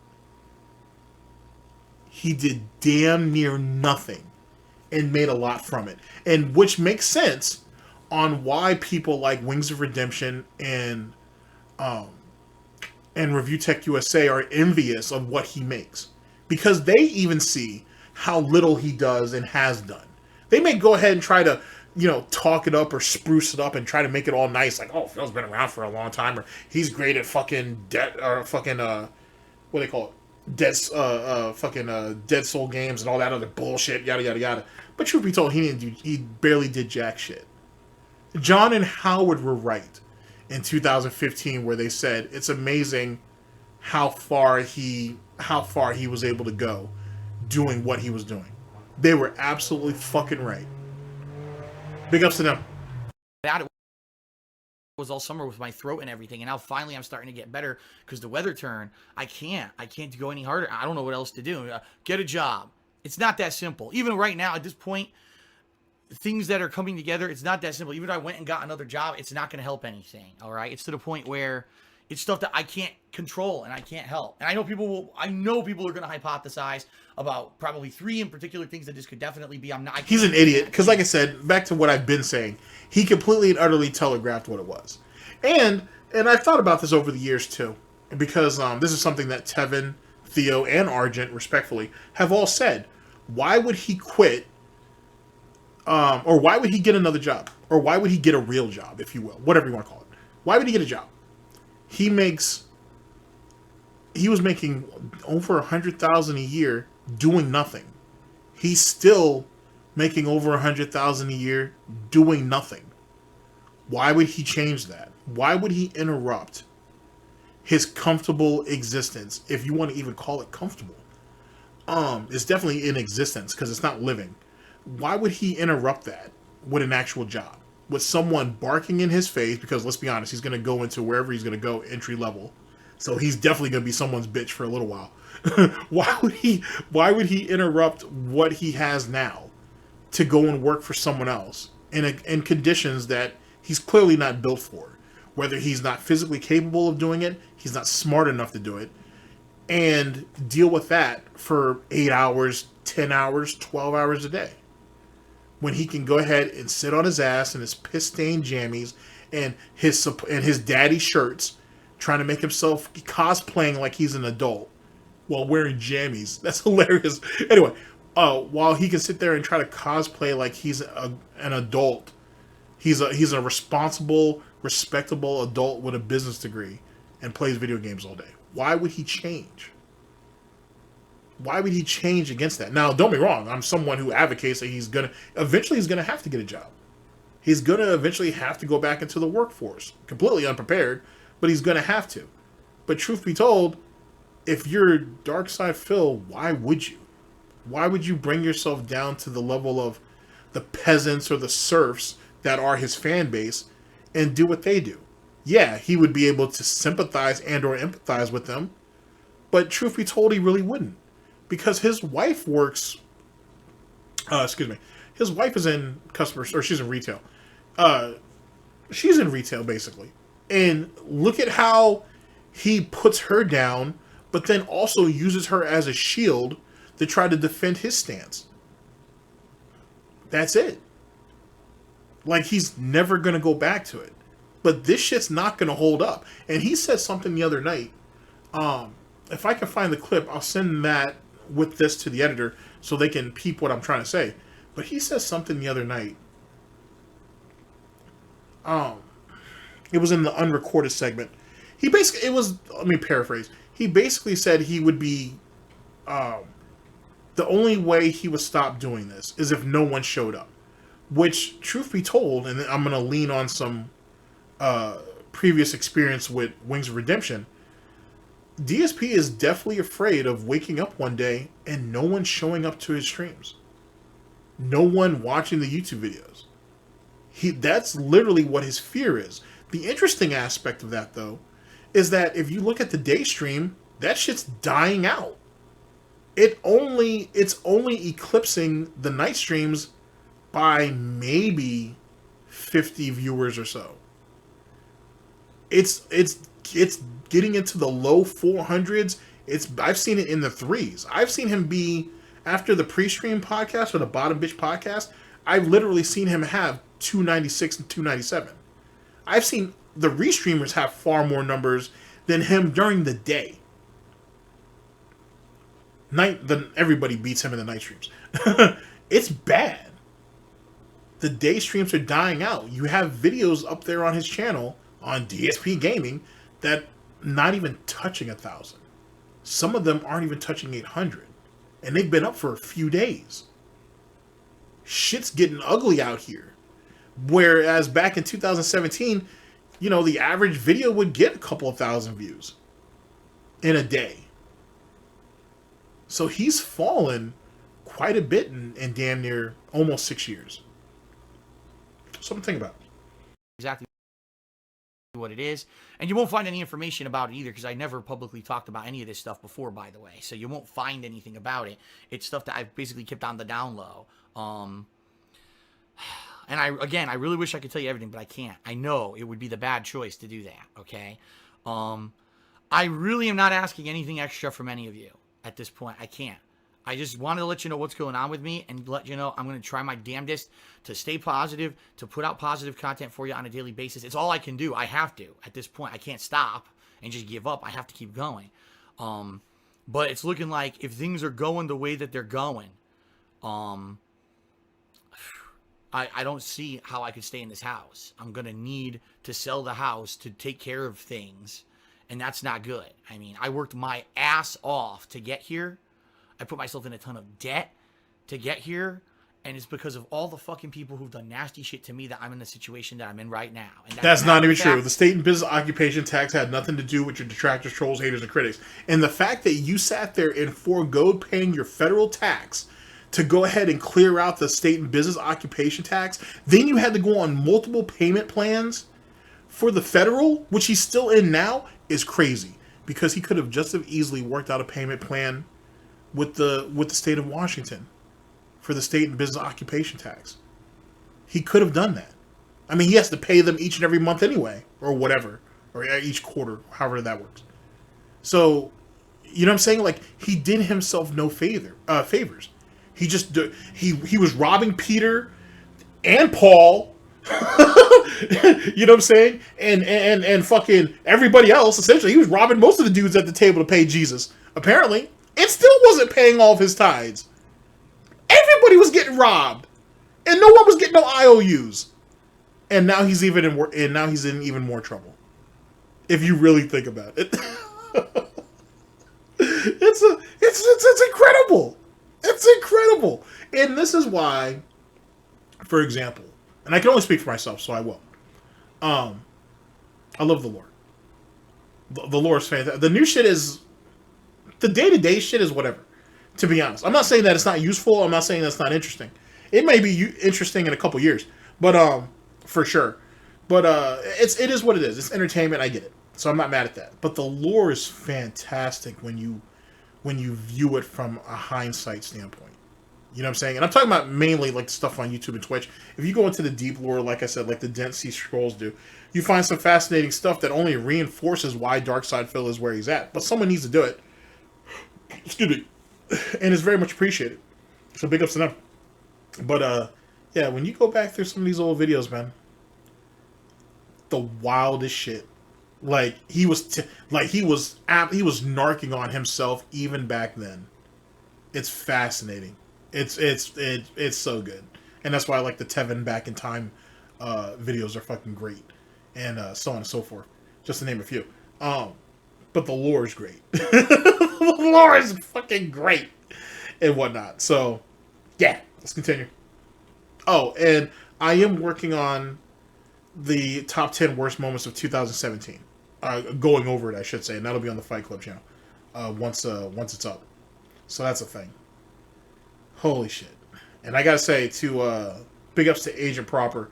God damn, that dude's in it. That dude's in it for the long haul, especially because big ups to Proper. He sat there, put me down on the pre-stream that happened the other day. Like, I think it was the day he came back from being sick or whatever. And he blew... If you guys... I know a lot of you guys were saying, you know, midlife crisis, sorry, not dessert. Even though I'm sure there's a lot of dessert that goes on in that house. Anyway, the divorce arc, I know there's a bunch of speculation going around or whatever, but that dude has definitely gone full mask off. Like, I don't think he just gives a fuck anymore. I really just don't think he cares. What's the point? Because he was super angry in that pre-stream for no good fucking reason at all. He's just, you can clearly see that mentally he's cracking. I would say he's damn near mentally broken at this point. He just can't keep it together anymore. He don't know how. And he's tired of fighting. He already knows that we know he's a piece of garbage. and he'll never be able to change it because he doesn't want to change. And I think that's why he's just like, fuck it. If it happens, it happens. Screw it. Fascinating stuff.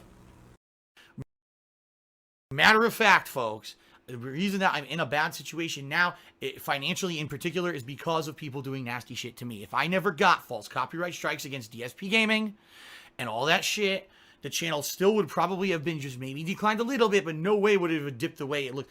I'm going to be really... Go ahead. Shut up. Everyone loves to use First off, as it pertains to the copyright claims, if you will, as it pertains on the fan art and on some of those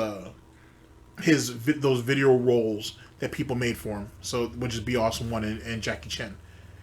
He should have just let Machinima do their job, and they would have had those claims wiped clean. Instead, he panicked like he did in recent years and just deleted everything. Now, in recent years, he had to. He had to go ahead and delete all those pre-streams and shit because he had no one to go to fucking defend him. But back when he was with Machinima, he should have let Machinima do their job. This is 2015. He should have let Machinima do their job, and they would have had that stuff taken care of. All he had to do was wait a few days. Instead, he panicked and deleted hundreds of fucking videos, which is what put him where he was at. Will put him where he's at here. And now he's in even worse situation. Because I just said that views are dying, especially on the YouTube videos are dying, and his streams are damn near drying up. Guess why? Because once he deleted all those videos, it wasn't earlier this year, it might have been last year. It was in the last couple of years. He ended up having to delete those pre-streams, right? Because of someone made some B-rolls for him, and then it got copy claimed later, or whatever the case may be. You're deleting videos that are essential to your relevancy on the platform. It's not just the search engine, but the algorithm. He was never really in the algorithm, but he was fortunate enough to have the search engine because of his detractors. Now he don't even have that, which is why his detractors basically reign supreme, which goes back to what I said right before he got kicked off of Twitch, that he better not come back here. YouTube is a dead zone for him. You know what I'm saying? Detractors, trolls, haters, and critics run shit here. He just live here. It's like that. And now it's proof positive. Now if he go back to Twitch, detractors run that shit too. You know what I'm saying? They hold high ground on all that. There are multiple detractors over there who are partners now. Not just affiliates, that are partners now. Or at least there's a few. I was right, I said a few. But there's a few of them over there that are partners now. So, and they don't like partner on partner action over there. But then again, that don't matter. Because Twitch is kind of down bad at the moment because everybody's going over the kick. Which is the reason why they had they're allowing the multi-streaming situation go on now. Because if Twitch don't do it, then they're going to sit there and lose the rat race. Even though Twitch profits handsomely, from what I've read, off of Kick. So they're going to get their money regardless. But Twitch still needs people on the platform. And people like Pokimane isn't going to be able to hold the flag forever. Speaking of which, as it pertains to Pokey. Oh, Pokey. You know, you can't really be mad that people were basically, what's the word I'm looking for? Comparing you and SS Sniper Wolf. You two kind of came up in the same kind of way, theoretically. And you're, as Destiny once said, you're a ruthless businesswoman who will cut down anybody and everybody to obtain her goals. Sniper Wolf isn't really much different. She's just as ruthless. If you're keeping up with that divorce saga thing, which is a fascinating watch, by the way, she's trying to fuck over, I was going to call him Meatloaf, but his name is Sausage. Well, his online name is Sausage. She's fucking over her ex-husband pretty good, and not in the way that he would want. So, you know, there's a reason why, you know, Pokey, you ain't sat there and had the run of Twitch. You were able to get anybody dropped that you thought was a threat to you in any type of way, shape, or form, or people that you generally didn't like, as long as they didn't have as much clout or power as you did. And apparently SS Sniper Wolf was allegedly doing the exact same thing. I'm just saying, you guys, I'm not necessarily saying you guys are two peas in the pod, but you guys are certainly in the same goddamn pot. So, you know, as far as I'm concerned, just let you cook. Social Blade. Go look at Social Blade and go take a look at the month when I got the false copyright strikes. The channel was in jeopardy of being shut down, and I was advised by YouTube staff to delete the videos that had fan art in them. You will see. Now, did anybody see that when he went over his Machinima retrospective? I know, I need to still go over that. It's on the list. But did he actually show those emails? No, he didn't. Aw, poor piggy. Now, why didn't he show those emails? Because they don't exist. Why the fuck would YouTube tell Machinima to have him delete videos? Why would they do that? Knowing, because YouTube and Machinima know what the consequences are if he had to delete so many goddamn videos. We're not talking about 100 videos. We're not talking about 200 videos. We're talking about between 300 and 500 fucking videos. Over 2 channels.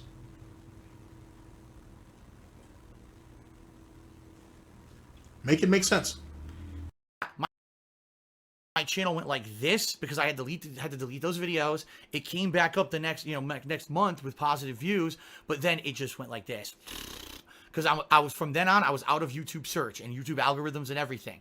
And you're talking someone who worked their ass off to get where I was, who got fucked by a bunch of kids, and I've never been able to recover since then. Things have just gotten worse. It's a big landslide of negative stuff that's happened since then because of that, because of those false copyright strikes that I can never recover from. I don't know what else to say or do. That's the truth of the matter. Those false copyright strikes put me single-handedly in the financial situation that I'm in now, because if they never happened, I would have been making enough money to easily pay off all of my financial obligations and not have a problem with anything going on with my finances right now. I wouldn't have to be on stream and on videos begging you guys for help during bad times when things are tight. Never. I never would have been in that bad of a financial situation. Now, sorry. I've got to be honest. I'm actually listening to one of the Bottom Bitch podcasts, and he's talking about I still got the drip, and it's making me really want to go in and edit that shit up and whatnot. Because I know someone's already made a drip song or whatnot. I don't need to go that far, and I nearly don't have the talent for that. But I do have something in mind that I do want to use with his recent drip comments. That's hilarious to me. But more importantly, back onto this. It's funny how Phil said he doesn't beg. He was saying back then he didn't beg. It wasn't begging at all. He doesn't know what people are talking about. People are lying. Well, why is he admitting right here that he begs? I'm so confused. I'm going to need to hear that again. I got the drip. Slide of negative stuff that's happened since then because of that, because of those false copyright strikes that I can never recover from. I don't know what else to say or do. That's the truth of the matter. Those false copyright strikes put me single-handedly in the financial situation that I'm in now, because if they never happened, I would have been making enough money to easily pay off all of my financial obligations and not have a problem with anything going on with my finances right now. I wouldn't have to be on stream and on videos begging you guys for help during bad times when things are tight. Never. I never would have been in that bad of a financial situation if it weren't for those direct actions from a bunch of fucking assholes, from a group that planned it out step by fucking step to do it again to me.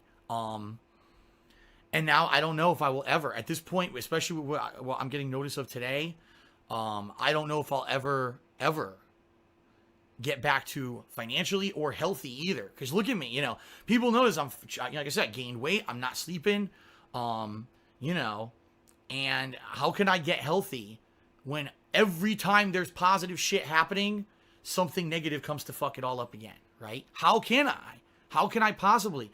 I'll be honest with everyone. There's other positive things in my life right now too that are really nice, that are good things to have going on. I don't share anyone. I don't share this information with anyone because I don't share anyone. Yet again, in hindsight, he told. Most of us, if not almost all of us, predicted all this shit anyway. But in hindsight, he said everything. It's all there. It's all there. Like past Phil is literally the Rosetta Stone. Current Phil is just trying to fuck over future Phil, and future Phil is gonna fuck over.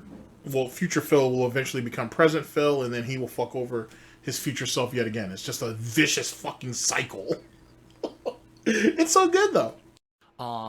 You know, and how can I get healthy when every time there's positive shit happening, something negative comes to fuck it all up again, right? How can I? How can I possibly? I'll be honest with everyone. There's other positive things in my life right now too that are really nice, that are good things to have going on. I don't share anyone. I don't share this information with anyone because, I know that it would, again, sharing that kind of personal shit. I learned my lesson. Let's put it that way. From, other things that I've shared over the years, personal stuff. There's no way that I could share that stuff with you guys anymore because of what happened. So there is a lot of positivity going on behind the scenes. The problem is all the work that I put into this entity. It's not a business. It's because it's not. I don't own a business. It's not a business?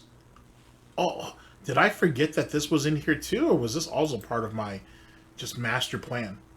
I don't know. It's amazing how the universe works. I mean, there's no way I could have predicted all of this in the same video. That stuff with you guys anymore because of what happened.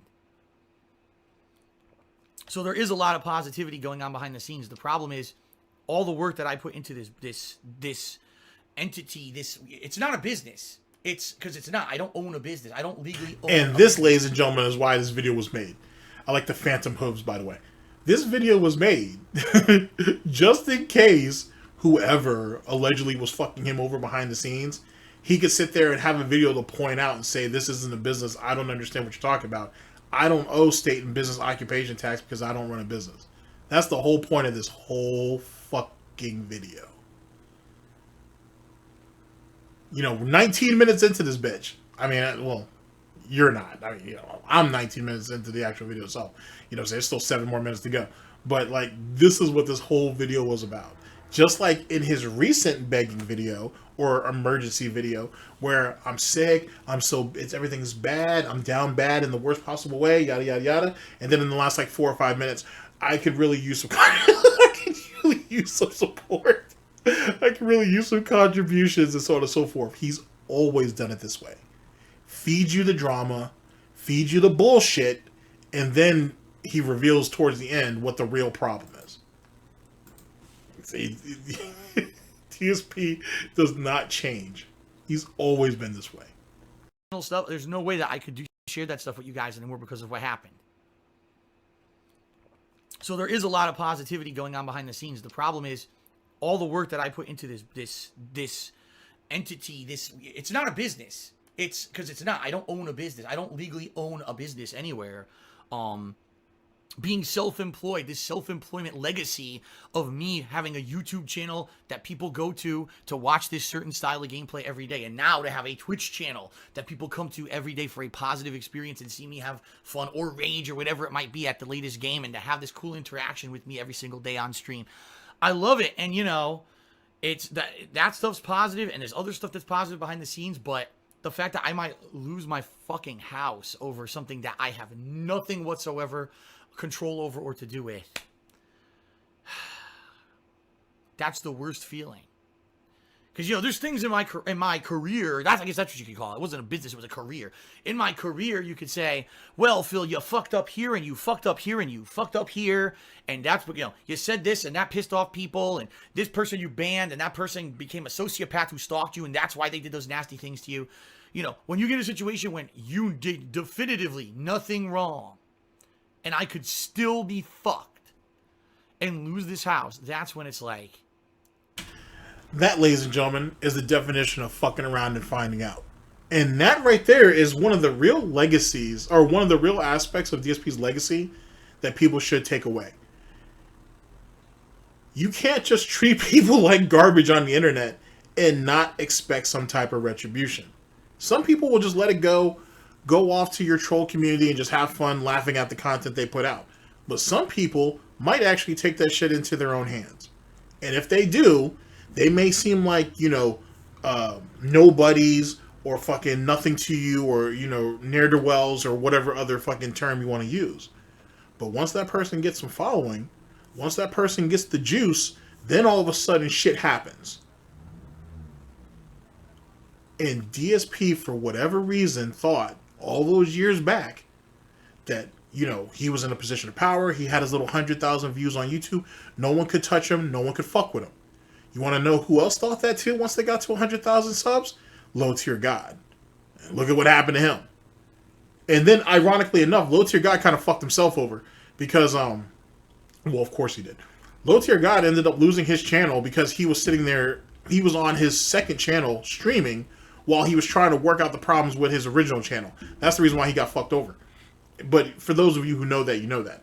But what's ironic is 8 Thoughts. This is some Call of Duty shit. 8 Thoughts recently came out and spoke about the loss of his main channel. This was years ago. And because he got into a beef with Drifter, what's that guy's name? Swag and Nick Merckx. And they reported him. And he thought that they were the reason why his channel got taken down. They were. They were the reason why his channel got taken down. The reason why he lost the channel, though, is because he was on a second channel as well, streaming, while he was trying to work things out with YouTube, and he was band evading, and they got his ass. So, womp womp. But it's unfortunate, but that's how it played. So that's the situation with LTG. He sat there and thought he was above the shit too. He thought, oh, even if people take me down, my YouTube, my Twitch, my Twitter, whatever, I'll always come back. That ain't happening, or it hasn't happened lately. Now, the situation with Adam 22 and No Jumper, they could very well put him in contact with some people that could help him. So we'll see how that plays out. But you can't run around and treat people like peons and think that there can't be some type of retaliation or there ain't going to be some type of problem behind it. You don't know who you fucking with when you start, you know, really trying to shit on people that are in your audience, for example, or you start mistreating people who have contributed their time or their money to you, or even, you know, like fan art, you know, whatever the case may be, music, whatever the case may be. You just can't treat people like garbage just because you think you have high cards. It doesn't work that way. You know what I'm saying? Eventually, someone's going to have to fold. And DSP thought he still thinks he's above it all, despite the fact, look at how far, he's very fortunate, I should say. I was going to say, look at how far people have gone on him, but truth be told, compared to like Wings of Redemption, or even Low Tier God to some extent, he hasn't had it as bad as those guys have, to be honest with you. Whereas people brought the fight to Wings, to Jordy's door, his doorstep. Most detractors, trolls, haters, and critics have hit Phil where it hurts him the most, which is his ego and his money. The two things that he thought he would have well protected, those are where people found his vulnerability, or vulnerabilities, I should say. And it's something that hurts him to this very day, despite the fact that now, because all of his addictions are running rampant, because mentally he's breaking the fuck down, physically he's already breaking down, you can tell that, he doesn't have too much left. And it's really all at his own doing. If he was so thick-skinned as he said, and if Low Tier God was so mentally tough the way he says, or mentally untouchable, or whatever the case may be, they wouldn't react to people the way they do. That shit can only hurt you if you let it hurt you. And once the first or second cut comes about, and you react poorly, then they're just going to start cutting you even more. So first it was cutting these guys' egos down, hitting them where it hurt. And then all of a sudden, they opened themselves up to get fucked over financially. That's how they ended up getting deplatformed and all this other shit. After, of course, they were deplatforming people themselves. It's not, in some cases, I should say, not all cases, but in some cases, a lot of the shit that these lolcows got is some of the same shit they did to other people. And for whatever reason, they thought it wasn't gonna come back to haunt them. And if anything else, Monday Matt should be the example of no one's untouchable on this platform. And look at what he did. And look at what happened to him. And look at where he's at now. This is someone who dedicated years to that channel. Look how broken down that shit is. Look at how broken he is. Every time they bring him up and every time you hear him, he sounds defeated. He never got past the situation that happened on the Ralph Retort where all those guys exposed him on that bullshit. He never was able to move past that. He was never able to let it go. Everybody else did. I mean, everybody still laughs at it. But, you know, it's just a footnote. It's something that happened in internet history that he's always going to be linked to. You know, most people don't even remember he was part of Gamergate or the Zoe post or any of that. Most people forgot about that. Most people only remember him for the false flagging. Just like how SOK is only remembered for, well, it's not only remembered, but one of the things they're remembered for is going after their own. On top of going after detractors, trolls, haters, and critics and shit. You gotta be careful how you treat people. I don't know, guys. You know, now I don't think it's going to be anything that happens quickly. Hopefully. Oh my God. A million times fucking hammer on wood here. Hammer on wood. Knock on wood. Can you tell I'm disheveled? But hopefully, you know, this is something that if I do end up in a situation where I have to leave, I have time to transition out. I have enough time to sell the house and make, you know, do what I need to do and get out of here. You know, absolute worst case scenario, if I move back to Connecticut, I mean, I don't know, man. Imagine if I had to move back to Connecticut to the condo and I would go right back to the bad situation I was in where constant bad health because I have to shovel snow and deal with bad weather and everything, which I can't do with my back. I wouldn't have my office anymore. I'd lose all the audio quality and the quality of everything that I've had since I moved here. All the improvements, right, that I was able to do. The fact that I have a dedicated office and I could do this 24/7 and I could, you know, yell and scream and everything and do that. He doesn't even do it. He wasn't even doing it 24/7 then or now. So why would you bring that up? Which, you know, clearly he was exaggerating, of course. But yet again, this is how the pignosis works. This is how the buildup works. You know what I'm saying? And it's kind of sick. And it shows you how mentally fucking sick he is. To try to... He's not just playing upon people's fears or insecurities that DARKSYDEPHIL is not going to be around. Which is only self-grandizing his own bullshit. Right? But he's also... It also comes back down to... Hey, it's not just a matter of if I lose, but you're going to lose. Because where else are you going to go? You guys are known to be DSP fans. There's nobody more consistent than me. There's nobody more prolific than me. Where are you going to go if I go? And it's kind of like that, I was just watching this the other night. Misery, right? With Kathy Bates. It's like that shit. Like, remember when she made that scene where... I love that movie. Basically, she finds out that Misery ends up dying in the latest book that Paul put out, right? And she freaks out and shit, and she calls you're a dirty birdie, and this, that, and the third, and I thought you were good, Paul, but you're not good, and whatever. And she's like, I need to leave right now, or I might do something. So she gets to the door, and then she turns around, and she's like, just to let you know, I never reached out to your agent. I never reached out to your daughter. No one knows that you're here. You better hope nothing happens to me, because if I die, you die. And then she leaves out the door, right? And in a lot of ways, DSP try to propagate the same shit. If he goes down, if his channel dies out, then essentially anybody and everybody who's a DSP fan, especially the hardcore DSP fans, as he said the other night, you're going to fizzle out too. Because if there is no him, there's no you.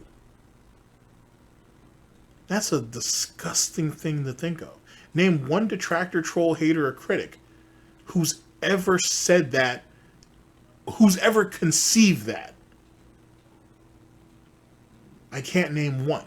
I can't even name somebody even in another... So I'm talking about like, even in other communities. I can't think of one person who's ever thought about saying that. Now, keep in mind, I haven't deep dive into all those communities because there's some water that's best left avoided for the time being. Even though I've curried decent favor. There's some communities that you just kind of you don't dive in too deep. But who do you know who's ever thought like that, or who would even believe that? This guy has. If that's not sick, I don't know what is. Get to some extent, sure, but you know that place that I have, that condo in Connecticut, is shitty. The internet's shitty. You know, it's bad for my health. Taxes, oh my god, state tax in Connecticut is out the wazoo. I'd have to pay state tax in Connecticut again, which would be very fucking bad. And just the fact that selling a house is not easy. You know, I might have to have this house on the market for a few months, and then I got to find a way to sell all the shit in it, because all the shit in this house cannot be moved across the country and you know, fit in my place in Connecticut. That's not going to happen. Ideally, I'd like to get an apartment out here, but again, can I even afford that? I don't know. This really sucks. This is a situation where, you know, I need to... too bad I don't have one of those oil barons, you know? Abu Dhabi oil baron guy who watches my content. He's one of those silent majority people, and he's like, what the fuck? Again, Phil's fucked here. I'm just going to finance this guy to let him do his work and be happy with his fucking life. You know, too bad. Or again, too bad I didn't hit the lotto or something, you know? I don't know. And I don't have any wealthy relatives or anything like that I can fall back on. So other things. Some people say, why don't you borrow money from your relative? I don't. You know, I've always been That's not true. Dude. Borrow from his, as you know, he gets a stipend from his parents or whatever, but he's also gone to borrow money from them. He got into a situation right around this time.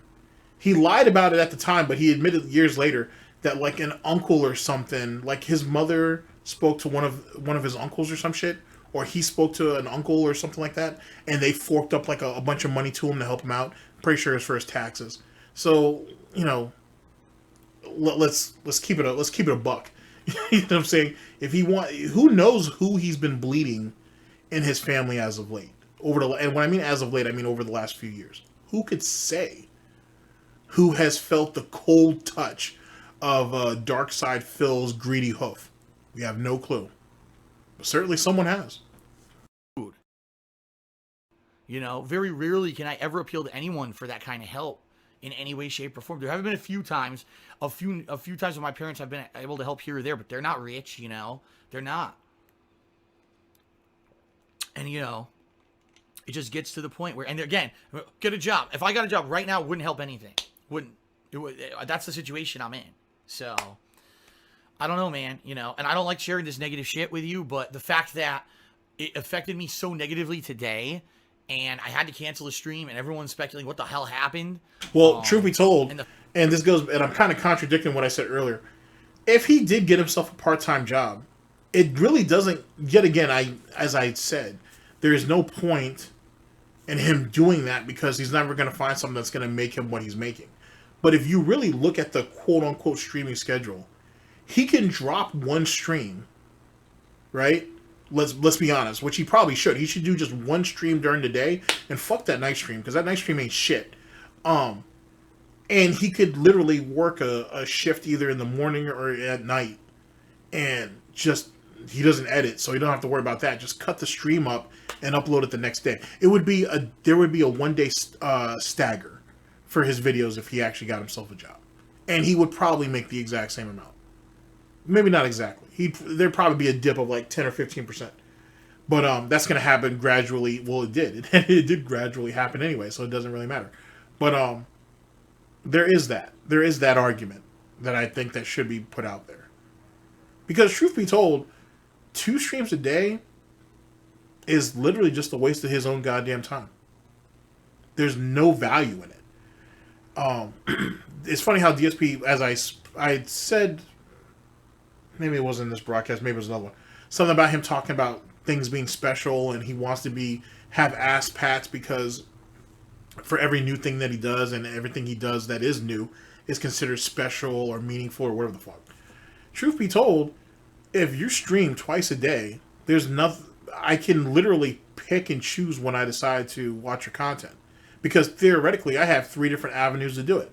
I can wait till it's on YouTube, or I catch the first stream, or I catch the second stream. There is no exclusivity there. You're literally at my beck and call whenever the fuck I feel like. Well, when you're DARKSYDEPHIL and you're in that position, maybe you don't need to be streaming 6 days a week, twice a fucking day. Maybe, just maybe, this autistic delusion that you have that you're working a 9 to 5 and you should be respected for it is just that. It's just being delusional. And maybe you should have a stream that starts at 11 o'clock till like 6 o'clock, and that's it. And end of story.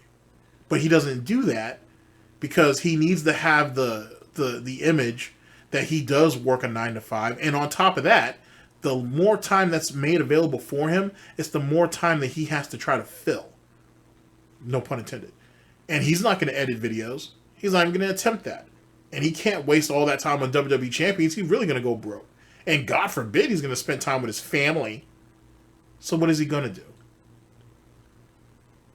If you really look at the quote-unquote schedule, it's set up that way on purpose.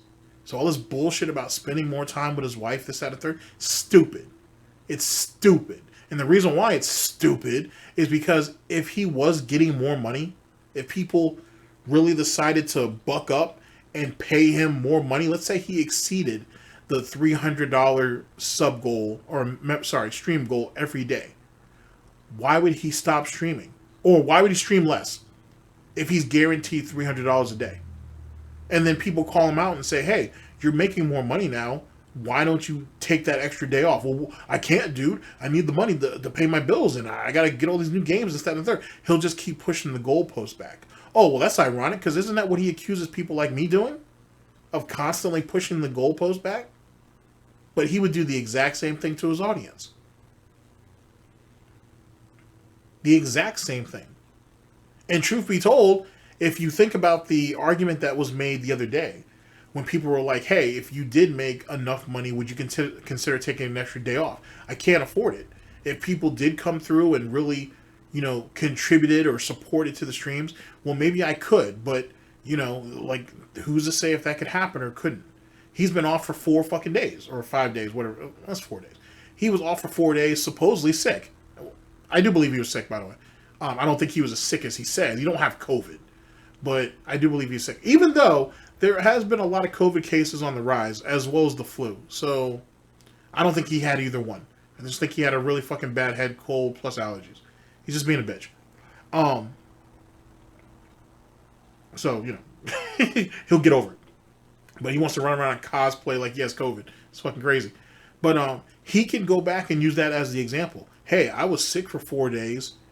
I didn't see any jump in views on DSP Gaming.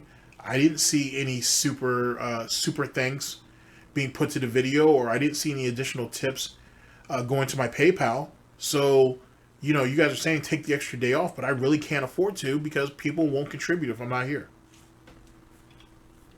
I'm trying to make it make sense, ladies and gentlemen, but it's the vortex. What do you want? The fact that it may negatively affect my attitude moving forward, which I don't want it to, and I'm going to do my damnedest to not let it affect me. What I need to do somehow is lock this fucking piece away, this knowledge away, while I stream, so that I can be basically focused and happy on what I'm doing, and not have this lingering feeling that I may lose my house, I may lose my house, I may lose my house, for something that I have nothing to do with.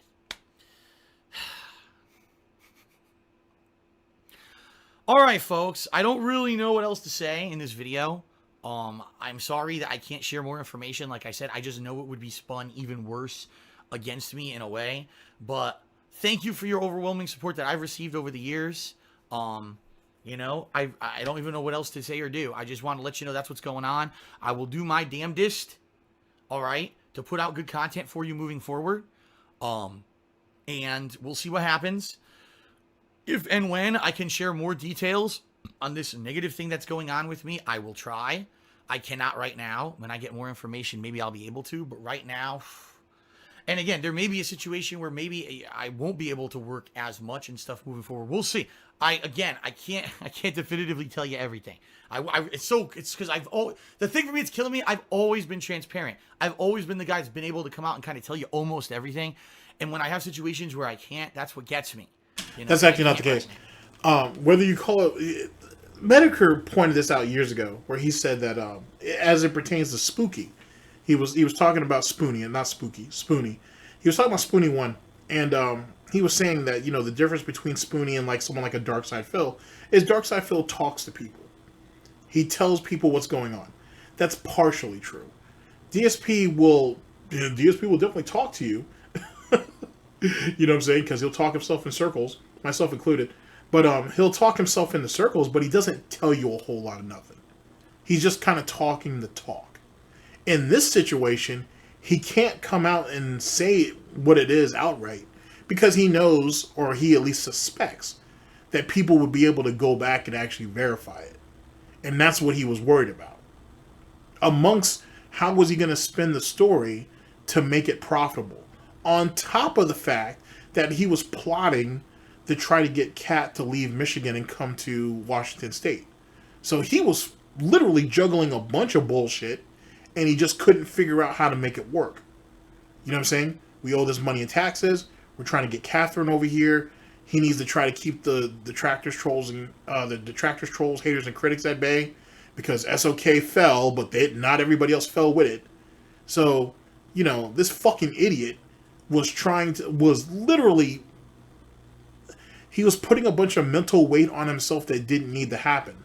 All the while looking to scam people for every last bit he could get. It's literally the definition of mental gymnastics. The definition of it.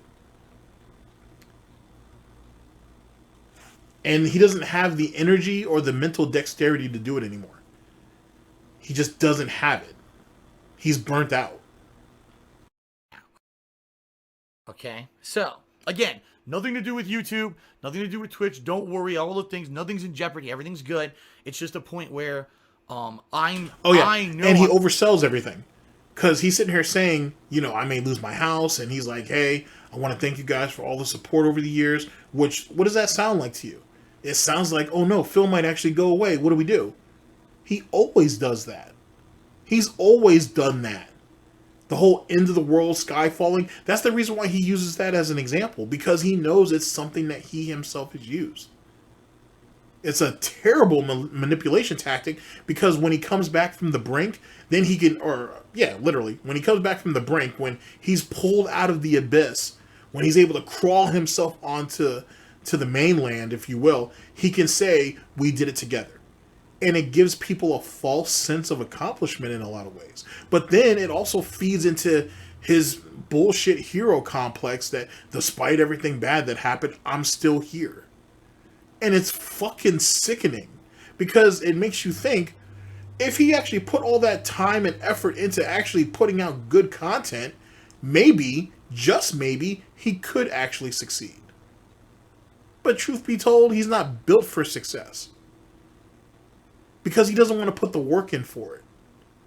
He wants to have all the benefits of success without actually working for it, without actually earning it. And if you think, oh, just because you've been around for a long time and you have seniority, that right there should, automatically, be the payoff, then you should go ahead and get yourself a 9-to-5 then, and hopefully get your ass in the middle management. And then you can sit around and say that bullshit on why you've been in the same position for like 10 fucking years and never were able to go up higher, because you're probably not smart enough to, or you're hated, or both. And there's no point in demoting you, because you're a good segue, or you're at least a good barrier where you're at. It is what it is. There's a reason why DSP had failed at every job in IRL that he's ever had. Even this one, it just allows him to bounce back. He can manipulate weak people to get what he wants. And even if it's not what he wants, it's enough for him to get by. He doesn't even have that anymore. Holy shit! I'm gonna have negative shit hanging on me like a depression, like I've had in the past. Like I said, not ever when I was on YouTube, but it was about mid-2000s. I was in a pretty bad way, and I've really done a lot to fight that off, and I know logically it doesn't help anything, but I'm gonna really have a tough time moving forward with what's going on right now. All right, so any support you guys can lend, especially moral support right now, is fucking needed. If people could just be nice to me for a change. Not to say that most people are, people who watch my videos and streams, my God, you guys have been awesome, but if people could just fucking give me a break. See? And this goes back to what I said earlier. When he makes these videos, when he talks this bullshit, he's not talking to his audience. Great screenshot. He's not talking about his audience. He's talking to his detractors, trolls, haters, and critics. That's who he's pleading to. That's who he's trying to convince. that's essentially who he's begging to, essentially. Because why would you have to ask your audience to be more nice to you when very few of them were even brave enough, and if I dare to call them brave, but few of them were brave enough to ever call you out on your bullshit. So who are you really talking to? Done a lot to fight that off, you know, and I know logically it doesn't help anything, but I'm going to really have a tough time moving forward with what's going on right now. All right. So any support you guys can lend, especially moral support right now, is fucking needed. If people could just be nice to me for a change. Not to say that most people are, you know, people who watch my videos and streams, my God, you guys have been awesome. But if people could just fucking give me a break, I need it. I can't, you know, I'm to the point where it's like, I can't, you get to a breaking point. And thank God I'm not there yet, but, you know. All right. All right, everyone. Thank you. I'll see you all tomorrow. I'll see you for the regular stuff. I had to take one stream away today. I'll see you for the regular stuff. I ate a little bit. Hopefully I can eat more tonight. I'll get some sleep, I hope.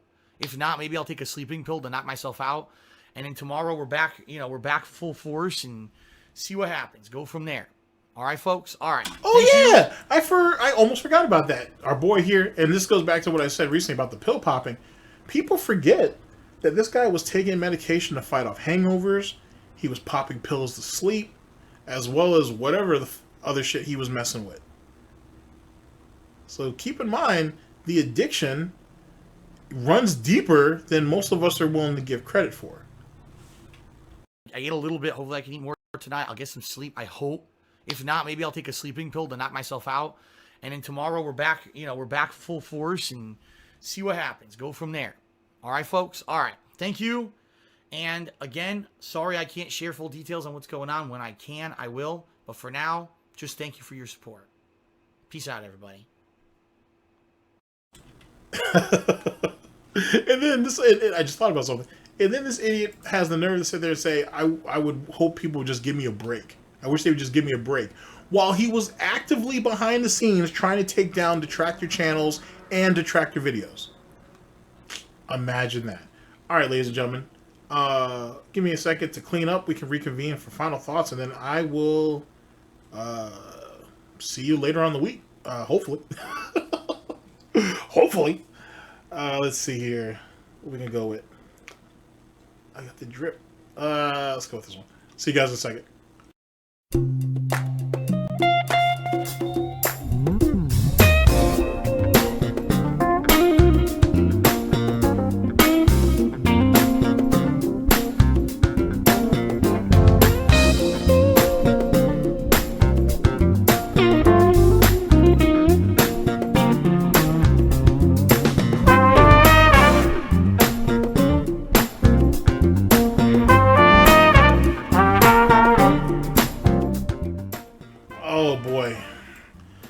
It's amazing how one mistake on my part turned into all this, but to be honest with you, it was fun. And it's always good to correct the record a bit, but it was fun. I gotta tell you, 'cause I've been holding a little bit of that in since I found this video, so it felt good to go ahead and let that go. As it pertains, to Phil itself. Phil's lore, DARKSYDEPHIL lore. There's a wealth of it out there and whatnot. So I would hope that you support, you guys support your favorite detractor's favorite detractor, your archive channels, your clip channels, stuff like that. Because before this last purge of detractors, and even DSP getting rid of his bottom bitch podcast for that duration of time, we've lost quite a bit of lore from 2015. You know what I mean? Like, we've lost a pretty good treasure trove, and I've been told on pretty good authority that there are people who believe that they have some of it and they're trying to compile most of that year up, but a lot of that stuff is gone, and who knows what was in there. But more importantly, how much of that stuff could have telegraphed or in hindsight would give more clarity to some of the situations we're going through right now. You'll never really know. But Godspeed to everybody who's trying to do that. Godspeed to everybody who does their daily stuff. Big ups to Proper. Big ups to Asian GTG. and whatnot. He's been out there grinding and whatnot. Hopefully get him back in the newsroom maybe next year and whatnot. And big ups to him and all of his success on YouTube and Twitch. He's been grinding. And make a Kick account, bro. I keep telling you this shit. Make a Kick account. You're good, even if you don't use it right away. Just to have it. I want you to, you know what I'm saying? Just keep your options open. But obviously, peace and love to my man's Asian GTG. And big ups to all y'all. You know what I'm saying? I got love for y'all. Hopefully you guys are doing well. Take care of yourselves. And I will see you guys on the flip. I'll catch you guys later. Take care of yourselves. Later, people.